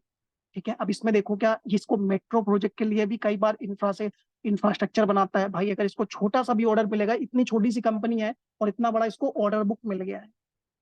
ठीक है, अब ये ऑर्डर जो मिल गया है इसकी वजह से कंपनी को क्या, कि बहुत बड़ा ऑर्डर मिल गया, लोगों को बस दिखेगा कि ऑर्डर बहुत बड़ा आ गया, अब इसको बाय करते रहो। लेकिन जब ऑर्डर मिलता है ना, तो उसको पहले आपको देखना है कंपनी को ऑर्डर किस चीज के लिए मिला है और कितने टाइम में कंपनी इसको एग्जीक्यूट करके देगा। ये चीजें हमेशा आपको ध्यान रखना है। और किस सेगमेंट के लिए मिला है, जैसे इसको सेगमेंट कौन कौन से, यहाँ पे देखो कई सारे सेगमेंट है ना, आपको दिख रहा है पावर ट्रांसमिशन का है, पावर जनरेशन प्लांट कंपनी बनाती है उसके लिए है, डिस्ट्रीब्यूशन सिस्टम है, और रेल एंड मेट्रो सिस्टम बनाती है उसके लिए भी है, रेजिडेंशियल बिल्डिंग बनाती है, शायद कोई प्राइवेट कंपनी से इसको ऑर्डर मिला हो। देखो ये आईटी कैंपस बनाती है, होटल बनाती है, रेजिडेंशियल कॉम्प्लेक्स बनाती है, तो भाई इसको यहाँ से भी ऑर्डर मिल सकता है ना। अभी रिसेंटली इसको कहाँ से एक ऑर्डर मिला था, बीएल कश्यप को, एक हमारी एयरपोर्ट अथॉरिटी से कुछ बनाने के लिए इनको प्रोजेक्ट मिला था। ठीक है, तो वहां पे इनको 2,000 करोड़ का अराउंड ऑर्डर मिला था। ठीक है, तो यहाँ के बाद देखो कंपनी के क्लाइंट क्या है ये देख लो, हीरो, आईटीसी, मारुति, ये सब आप देख सकते हो। ठीक है, मेट्रो, ये मेजर प्रोजेक्ट क्या क्या कंपनी ने रेडी किया। अब यहाँ देखो कि कंपनी का ऑर्डर बुक, अभी इसमें क्या होगा, जो ऑर्डर बुक है कभी कभी scanner time to time update कर देता है, लेकिन कभी कभी नहीं अपडेट करता। अगर देखे फाइनेंशियल ईयर 23 में 2,400 करोड़ था, अभी कहाँ है, अभी कंपनी का ऑर्डर बुक क्या 3,000 करोड़ का है। ठीक है, अभी कंपनी का ऑर्डर 3,000 करोड़ का है, ऑर्डर बुक मार्केट कैप कितने का, 2,200 करोड़ का। नॉर्मल लोग यही करते हैं ना, कि दिखता है मार्केट कैप 2,200 करोड़ का, बहुत ऑर्डर बुक उनकी मार्केट कैप से ज्यादा है, मतलब कंपनी के पास बहुत बड़ा काम पड़ा हुआ है अभी भी। लेकिन आप ये सोचो, जैसे अगर आप अपने घर में कुछ भी आप फंक्शन कराना हो आपको, ठीक है, मैं बहुत नॉर्मल वे में समझा रहा हूँ आपको, अगर कोई आपको फंक्शन करा, आपको, आपने किया, शायद आपके घर में मैरिज हो, कुछ भी हो, ठीक है, आपने क्या किया, रोड साइड आपने देखा कोई फुल्की वाला है, आपने उसको बोला कि गोलगप्पे वाला है, नॉर्मल वे में अगर देखे तो कोई कुछ लोग समझ नहीं पाएंगे। तो उनको क्या है कि मैंने उसको 5,000 गोलगप्पे के ऑर्डर दे दिए। ठीक है, लेकिन वो बहुत छोटा दुकानदार था, मतलब वो रोज 500 गोलगप्पे बेच पाता था या 700 बेच पाता था, उससे अपना बेसिकली उसका रोज का धंधा यही था, इतना बिजनेस करता था। लेकिन अगर हम उसको डायरेक्टली ये दे दें कि भाई आपने रोज 500 का आप बेचते थे, मैंने आपको ऑर्डर दे दिया कि आपको 5,000 गोलगप्पे मेरे शादी में पहुंचाने, मेरे यहाँ फंक्शन है बेसिकली, तो गेस्ट आएंगे भाई तो उनको खिलाना है, तो आपको आना पड़ेगा, आप आओ। तो उसको आपने क्या बोला, 5,000 कर दो, लेकिन हम उसको पैसे कब देंगे, पैसे हम उसको तब देंगे जब हम, वो ऑर्डर फुलफिल कर देगा, मतलब उसने बनाया, हमारे यहाँ काम कंप्लीट हुआ, तो ही तो हम पैसे देंगे ना। अब आप तो ये कभी करते नहीं कि आपने कुछ एडवांस दे दिया, मान लो आपने उसको 5,000 के लिए बोला था गोलगप्पे बनाने के लिए, आपने उसको कुछ एडवांस दिया होगा, अगर टोटल आप मान के चलो कि उसको अगर 10,000 रुपए का आपको ऑर्डर देना था, तो आपने उसको क्या 1,000 रुपए दे दिया एडवांस में, कि ठीक है भाई 1,000 रुपए हमने ये दे दिया, आप इसको रखो, और जब आप कंप्लीट कर दोगे तो हम आपका जो 9,000 रुपीज है वो हम आपको दे देंगे। ठीक है, तो अब ये जो 9,000 रुपीज उसका बच गया ना, तो यहाँ पे पहली बात तो उसके पास कैपिटल नहीं है लगाने के लिए, क्योंकि आप मान के चलो वो 500 गोलगप्पे रोज बेचता था, तो उसको कितनी कैपिटल होगी, इसका बहुत छोटी सी होगी, क्योंकि रोज बनाता है रोज बेचता है, उससे थोड़ा बहुत प्रॉफिट मिलता होगा। लेकिन अगर उसको कोई बड़ा ऑर्डर मिल गया, ठीक है, अब उसको फुलफिल करने के लिए वो क्या करने जाएगा, या तो वो किसी से उधार लेगा, अपने रिलेटिव से लेगा, या किसी से उधार लेके आएगा। ठीक है, अगर वो उसको लेके आता है उधार, तो फिर वो क्या करेगा, उधार ले लिया, बनाया, बनाने के बाद वो पहुंचा दिया, पहुंचा देने के बाद में उसको पैसे मिल गए, अगर उसको पैसे मिल गए और टाइम पे वो ऑर्डर कंप्लीट हो गया, ठीक है, ऑर्डर कंप्लीट होने के बाद में उसको पैसे मिल गए, अगर उसको टाइम पे पैसे मिल गए तब तो उसके लिए बहुत अच्छी बात है, क्योंकि वो छोटी सी कंपनी है, मतलब वो छोटा सा दुकान, मतलब वो बेचने गोलगप्पे वाला है, अगर उसको 9,000 रुपए मिल गया, उसने ऑर्डर फुलफिल कर दिए, तो उसने जहां से लोन लेके आया था, जिससे भी पैसे मांगे थे, वो पैसे मांगने के बाद में उसको रिटर्न करने जाएगा, तो भाई जो उसने पैसे लाए मार्केट में, मतलब अपने सामान को बनाने के लिए रॉ मटेरियल को बनाया, फिर पहुंचाया, तो उसको उसमें उस पर कुछ उसको इंटरेस्ट भी लग गए। ठीक है, तो वैसे ही अगर वो उसने फुलफिल कर दिया टाइम टू टाइम और उसको पूरे पैसे मिल गए, तब तो वो कंपनी के लिए बहुत अच्छा है। तो वैसा ही ये बीएल का सब बहुत छोटा सा है, अगर इसको इतना बड़ा ऑर्डर मिल गया और इसने इसको फुलफिल कर दिया, तब तो ये कंपनी के लिए बहुत अच्छा है। और कंपनी के पास अगर ये टोटल 3,000 करोड़ का जो ऑर्डर बुक है ये कंप्लीट करेगा, तो यहाँ पे इसका कंपनी का रेवेन्यू आएगा। अब 3,000 करोड़ में पूरा तो कंपनी को बचेगा नहीं, सीधी सी बात है, क्योंकि अगर कोई गोलगप्पे वाला 5,000 गोलगप्पे बनाएगा तो पूरा 10,000 का जो ऑर्डर लिया, 10,000 तो उसका पूरा उसका वो नहीं होगा ना प्रॉफिट। कितना हो गया 10,000 में, चाहे उसने 7,000 रुपए का आपका इनपुट कॉस्ट है, 7,000 रुपए लगे हो बनाने में, पहुंचाने में, सब कुछ करने में, तो उसका प्रॉफिट 3,000 हुआ। ठीक है, तो वैसे ही ये कंपनी का 3,000 करोड़ का ऑर्डर बुक है, टोटल ऑर्डर 3,000 करोड़ का है, लेकिन पूरा उसका रेवेन्यू मतलब उसका पूरा प्रॉफिट नहीं है। 3,000 करोड़ का जो ऑर्डर है इसको कंप्लीट करने में कंपनी को मान के चलो 2,500 2,600 करोड़ तो लग ही जाएंगे ना, क्योंकि इतना खराब तो लगा नहीं सकता। जो प्रोडक्ट यूज करेगा, जो भी मटेरियल यूज करेगा, उसके भी तो रेट होंगे कुछ मार्केट में। तो आपको ये चीजें देखनी होती हैं। लेकिन अगर ये तो आपका मैंने सिंपल वे बताया कि वो ऑर्डर कंप्लीट कर लेगा, लेकिन सपोज आपने वो उधार ले लिया, जिसे गोलगप्पे वाला है उसने उसको 1,000 एडवांस दिया था। ठीक है, अब उसने क्या बोला कि भाई मेरे को, जिसे आज लिया, मान लो 14, आज 14 जुलाई है, ठीक है, अभी क्या हुआ कि यहाँ से 20 दिन के बाद ऑर्डर है, मैंने आपको अभी 1,000 एडवांस दिए हैं, जब आप कंप्लीट कर लोगे, शायद मेरे यहाँ जो भी शादी है वो 1 अगस्त को है, अभी से 17 दिन बाद है, तो आप जब उसको फुलफिल कर लोगे तो हम आपको पैसे देंगे। लेकिन अगर सपोज कोई कैजुअलिटी हो गया शादी से पहले, तो वो क्या करेगा, ऑर्डर को कैंसिल कर दिया, लेकिन उसने क्या है, पैसे तो ले लिए ना उधार। अब पैसे जब वो उधार ले लिए तो फिर क्या होगा, अगर वो उसने आधा बना लिया और आधा बनाने के बाद में अगर वो ऑर्डर को मतलब ऑर्डर ही कैंसिल हो गया, तो ये तो बहुत बड़ा निगेटिव हो जाएगा। तो इसलिए आपको हमेशा जब कोई छोटी कंपनी होती है तो आपको उसकी कैपेसिटी को देखना होता है। जैसे ये डीएल का सब वगैरह छोटी कंपनियां हैं, अब इस छोटी कंपनियों में आपको क्या देखना है, कंपनी को सेम प्रोजेक्ट मिल रहा है तब तो ठीक है, प्रोजेक्ट मिल गया, कंपनी ऑर्डर पूरा फुलफिल कर दिया, तो यहाँ पे जो उसके फुलफिल करने की जो उम्मीदें हैं वो चलेंगी। अगर ये सही वे में जाएगा तो ये बहुत मल्टी बैगर बनने की पूरी पॉसिबिलिटीज होगी। ठीक है, क्योंकि कंपनी इसको फुलफिल करेगा तो कंपनी का जो ओपीएम होगा, मैंने जो ओपीएम बताया ना आपको, अगर कंपनी 15%, 20% या 10% के ओपीएम पे काम करेगा, अगर 10% के ओपीएम पे काम करेगा और इसको फाइनेंशियल ईयर 24 में जो टोटल 3,000 करोड़ का ऑर्डर बुक है, अगर 10% का ओपीएम काम किया तो कंपनी का टोटल प्रॉफिट कितना हुआ, 300 करोड़ का। ठीक है, 3,000 का ऑर्डर बुक है, अगर 10% की कंपनी ओपीएम पे काम करता है तो उसको 300 करोड़ का प्रॉफिट होगा। अगर 300 करोड़ का उसको प्रॉफिट होगा इस फाइनेंशियल ईयर में, तो ये बाद में उसके कहाँ पे जाके ऐड होगा, नेट प्रॉफिट में। जब नेट प्रॉफिट में ये ऐड होगा तो कंपनी का ईपीएस बढ़ेगा, और ईपीएस बढ़ने के बाद जब ये बढ़ेगा तो सीधा इसका प्रॉफिट कहाँ मिलेगा, शेयर होल्डर को मिलेगा, और स्टॉक का प्राइस ऊपर जाएगा। लेकिन अगर इसका अदर सिनेरियो भी देखें, अगर ये मान लो ऑर्डर कैंसिल हो गया, ठीक है, ऑर्डर कैंसिल हो गया तो कंपनी के लिए एक बड़ा प्रॉब्लम क्रिएट हो, क्योंकि कंपनी ने इसके लिए कहीं से उधार लिया होगा ना कहीं से डेप्थ लिया होगा, तो अगर आपने ले लिया तो आपको उसका इंटरेस्ट भरना ही पड़ेगा। अब ऑर्डर कैंसिल होने का सिनेरियो क्या होगा, सपोज अभी जो रिसेंट में आपने देखा 4 जून को जो चुनाव हुए थे, सॉरी 4 जून का जो रिजल्ट आया था, उस रिजल्ट के बाद में क्यों स्टॉक में फॉल आया, यस उसमें, कि गवर्नमेंट की जितनी पॉलिसीज हैं, जितनी भी पॉलिसीज चल रही हैं, अगर वो चल रही हैं तो इसकी वजह से क्या बड़ी बड़ी कंपनियों को बहुत ऑर्डर मिले ना, आरबीएल को मिला, आपको रेलटेल को मिला, आईएफसी है, आपका इरकॉन है, टेक्सरेल है, और जितनी भी डिफेंस कंपनियां, सबको ऑर्डर मिले ना, बड़े बड़े ऑर्डर मिले, अभी तक किसी के ऑर्डर फुलफिल नहीं हुए। ऑर्डर फुलफिल नहीं होने की वजह से क्या, गवर्नमेंट पैसे कब देगा, जब आप ऑर्डर फुलफिल करोगे। लेकिन गवर्नमेंट का एक क्राइटेरिया होता है कि आप 25% काम पूरा करेंगे तो आपको 10% पैसे मिलेंगे, 50% आप काम पूरा करोगे तो उसके बाद कुछ पार्ट आपको मिलेगा, फिर 75 करोगे तो कुछ मिलेगा, फिर 100 करने पे आपको टोटल पैसे मिलेंगे। ऐसा गवर्नमेंट का रूल होता है। तो इस वजह से जब रिसेंट गवर्नमेंट का जो इलेक्शन का जो रिजल्ट आया, उसके बाद आपने ये देखा कि जैसे ही वहां पे पॉलिसी चेंज होगी, सीधा जो कंपनियों के ऑर्डर बुक थे, तो वहां पे ऑर्डर बुक जो है ये आगे चल के इन फ्यूचर फॉल गए, क्योंकि जो नई गवर्नमेंट आएगी वो पुराने ऑर्डर को कैंसिल भी कर सकता है। सीधी सी बात है कि भाई उनका इंटरेस्ट था ये चीजें बनाने में, हमारा इंटरेस्ट नहीं है, तो ये सारे जो ऑर्डर होते हैं ना, तो इसलिए कभी कभी जो गवर्नमेंट कंपनी है वो कैंसिल भी हो जाएंगे, इसलिए सारे स्टॉक में फॉल देखने को मिला। इसलिए कभी भी आपको ये चीज देखना है कि अगर कोई प्राइवेट कंपनी है जिसको गवर्नमेंट से ऑर्डर मिले या नॉर्मल ऑर्डर मिले, तो वहां पे हमेशा उसको ये जाके देखना है कि कंपनी की कैपेसिटी कितनी है। छोटे आदमी को बहुत बड़ा ऑर्डर दे दिया, वो कंप्लीट नहीं कर पाया, तो उसके लिए बहुत निगेटिव होगा और स्टॉक अच्छा खासा फॉल करेगा। लेकिन अगर उसने इसको कंप्लीट कर दिया तब ये बहुत अच्छा खासा अपसाइड भी जाने की पॉसिबिलिटीज रहेगी। ओके, आपको ये चीजों पे हमेशा फोकस करके चलना है।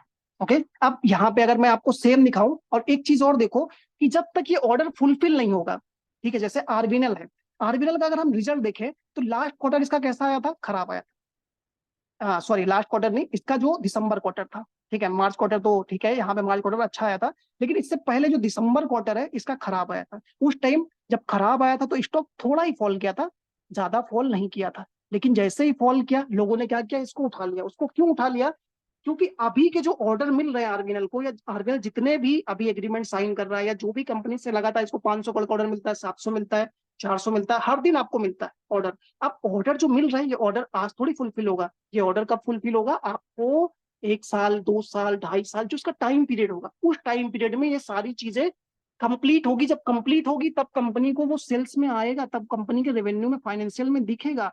बट अभी स्टॉक क्यों भाग रहे? क्योंकि कंपनी ने कैसा वैल्यूएशन लगाया। स्टॉक अभी आप देखो, कंपनी के फाइनेंशियल में ज्यादा कुछ हुआ क्या? ज्यादा कुछ नहीं, थोड़ा बहुत ही बड़ा। लेकिन स्टॉक देखो कहाँ स्टॉक चला गया। अगर मैं स्टॉक को देखूं तो आपको यहाँ पे देखो, नॉर्मली अगर आरबीएल का हम चार्ट ओपन करें तो आपको क्या दिख रहा है? सीधा कैसा स्टॉक भागा है यहाँ पे? इजिली एकदम रॉकेट बन गया। अब रॉकेट बनने पे आपको क्या दिख रहा है कि भाई अभी तो कंपनी का रेवेन्यू आया ही नहीं, लेकिन फिर भी क्यों भाग रहा है? अब यहाँ पे देखो, स्टॉक कहाँ था कुछ दिन पहले? 300 रुपए पे। हमने इसके लिए पहले इसको इस लेवल बहुत बार शेयर किया, इसका तो टाइम ही नहीं बता सकते। 100 रुपए पे, 50 बहुत बार शेयर किया है, ठीक है। बट अगर हम इसको यहाँ से भी देखें नॉर्मली, दिसंबर का रिजल्ट कब आया होगा? दिसंबर का रिजल्ट आप मान के चलो अराउंड फैब में आएगा। फैब में आता होगा। तो आप देखो यहाँ पे क्या, इस लेवल का, अप्रैल ये छोड़ दो, यहाँ के आसपास ये है ना, आपको ये दिख रहा है, इस लेवल के आसपास इसका रिजल्ट आया होगा, फैब या मार्च के आसपास। मार्च के आसपास रिजल्ट कहाँ था? यहाँ इस रिजल्ट के आसपास था।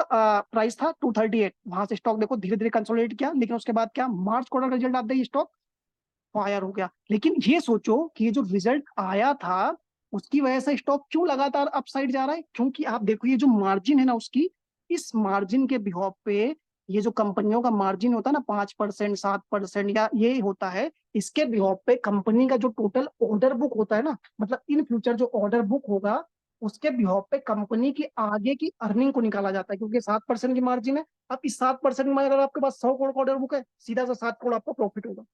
ठीक है। अब इसके हिसाब से इसकी ऑर्डर बुक देखी जाएगी। ऑर्डर बुक के हिसाब से अभी ये मार्च का दिख रहा है, इसके बाद आपको आगे आप जून का देख लो, फिर सितंबर का निकालना है, फिर दिसंबर का निकालना है। इसके बिहाफ पे आप निकाल लेंगे, और इसके बिहाफ पे जो हमारे एनालिस्ट होते हैं ना, वो प्रिडिक्ट कर लेते हैं, और प्रिडिक्ट करने के बाद उसके बिहाफ पे स्टॉक लगातार रैली देता जाता है। लेकिन आपको ये हमेशा ध्यान रखना है, जब तक ये ऑर्डर एक्सक्यूट नहीं है, ये केवल उस पर भाग रहा है कि ऑर्डर मिल गया है, लेकिन जब तक एक्सक्यूशन नहीं होगा तब तक ये कंप्लीट नहीं माने जाएंगे। ठीक है। तो इसलिए रैली जा रही है, लगातार रैली मिल रही है, क्योंकि ऑर्डर मिलने की जो उनकी पॉसिबिलिटी मिल रहे हैं लगातार, उसकी वजह से स्टॉक भाग रहे हैं।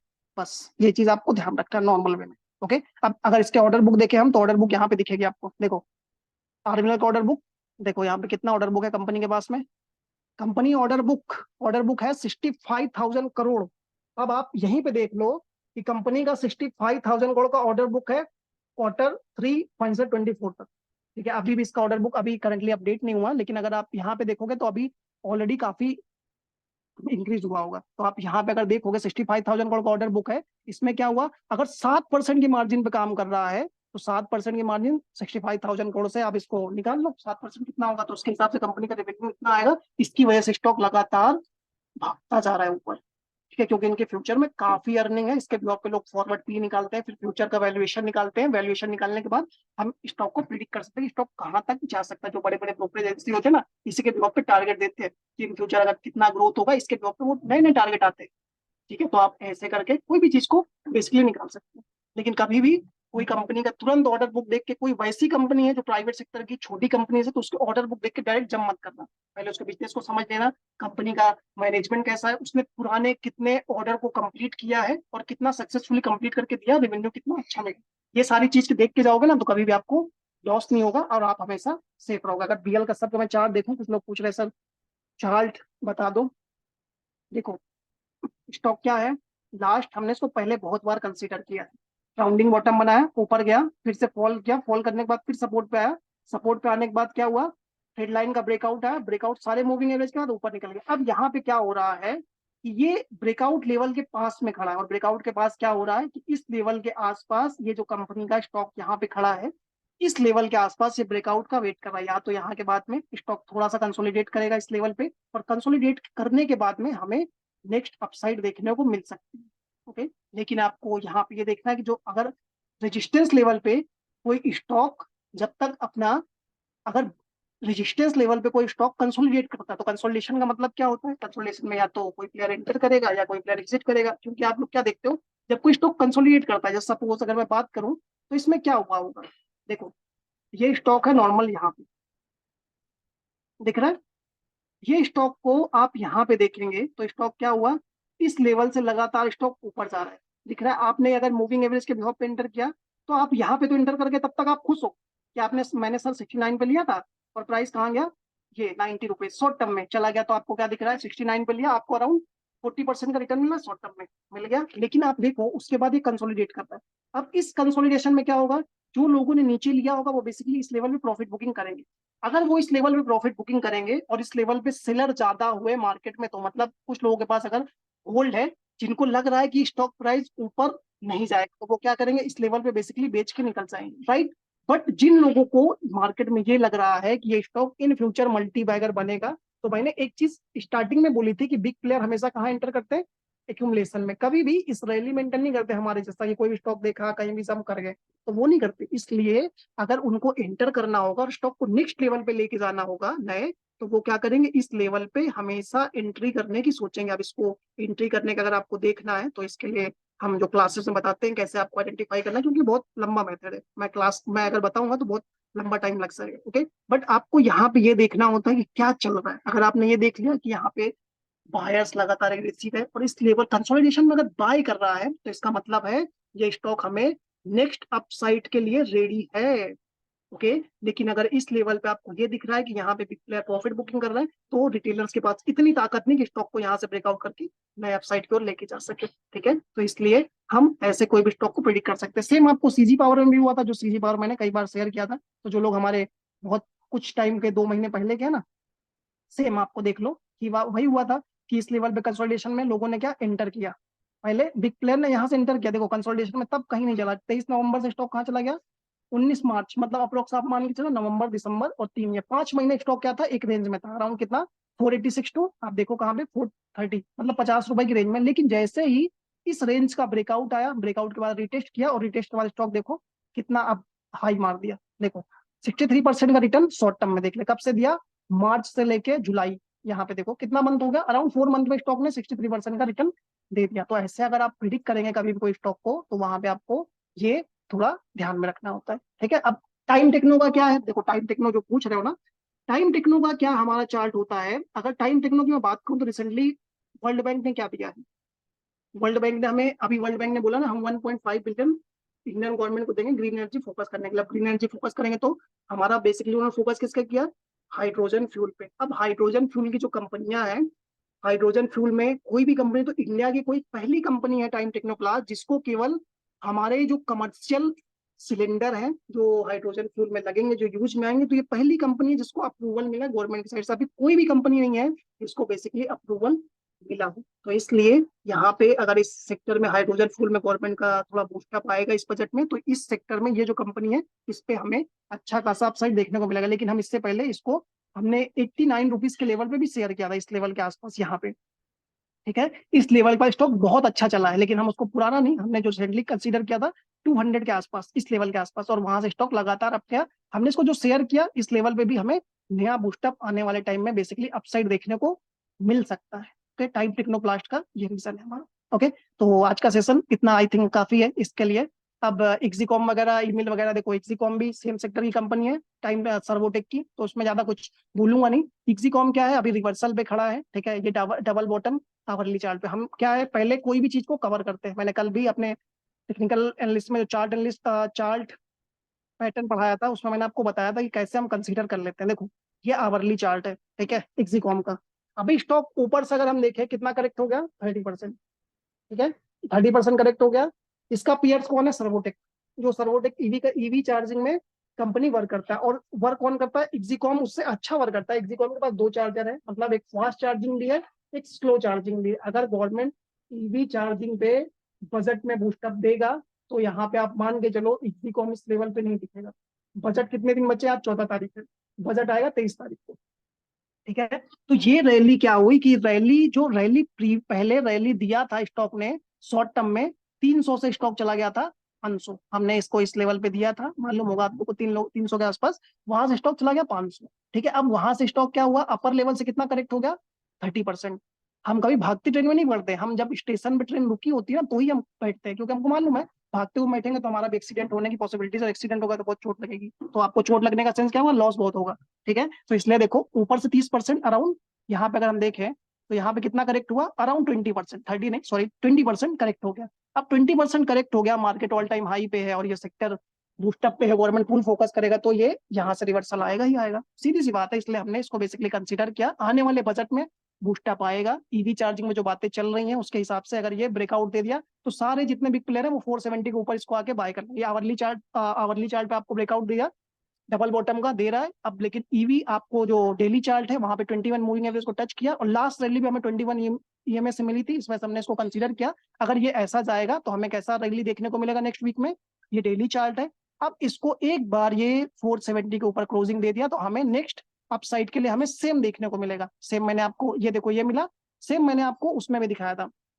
सर्वोटेक छोड़ दो, सीजी पावर देखो कैसा, मैं आपको दिखा देता हूँ। जो लास्ट टाइम हमने एंट्री ली थी ना, ये देखो यहाँ पे, ये सब छोड़ो, ये दिख रहा है, ये ब्रेकआउट हुआ था, ऊपर गया, ब्रेकआउट के बाद अगेन रिटेस्ट किया, फिर ऊपर। अब इक्सी को हम क्या दिखाऊं, ब्रेकआउट दिया, ऊपर गया, अगेन रिटेस्ट, अगर रिटेस्ट को ये यहाँ से रिवर्सल करेगा, रिवर्सल की पूरी पॉसिबिलिटी है कि रिवर्सल देगा, इस वजह से हमने इसको शेयर किया था। ठीक है, अब यहाँ से अगर ये देगा तो हमें नेक्स्ट अपसाइड अगेन इस लेवल तक देखने को मिल सकती है। तो हमें क्या करना है, नॉर्मल स्टिक स्टॉप लॉस के साथ होल्ड करना है, दैट्स इट, और कुछ नहीं होगा। ठीक है, तो आज के लिए बस इतना ही, क्योंकि मेरा दूसरा सेशन भी अभी और है, तो उसको मेरे को उसके लिए थोड़ा एनर्जी रखना पड़ेगा बोलने के लिए। ठीक है, वो भी 2 घंटे का राउंड सेशन होगा, इसके लिए मैं आज फिनिश करता हूँ। ओके, मैं बता देता हूँ आपको, एक मिनट को।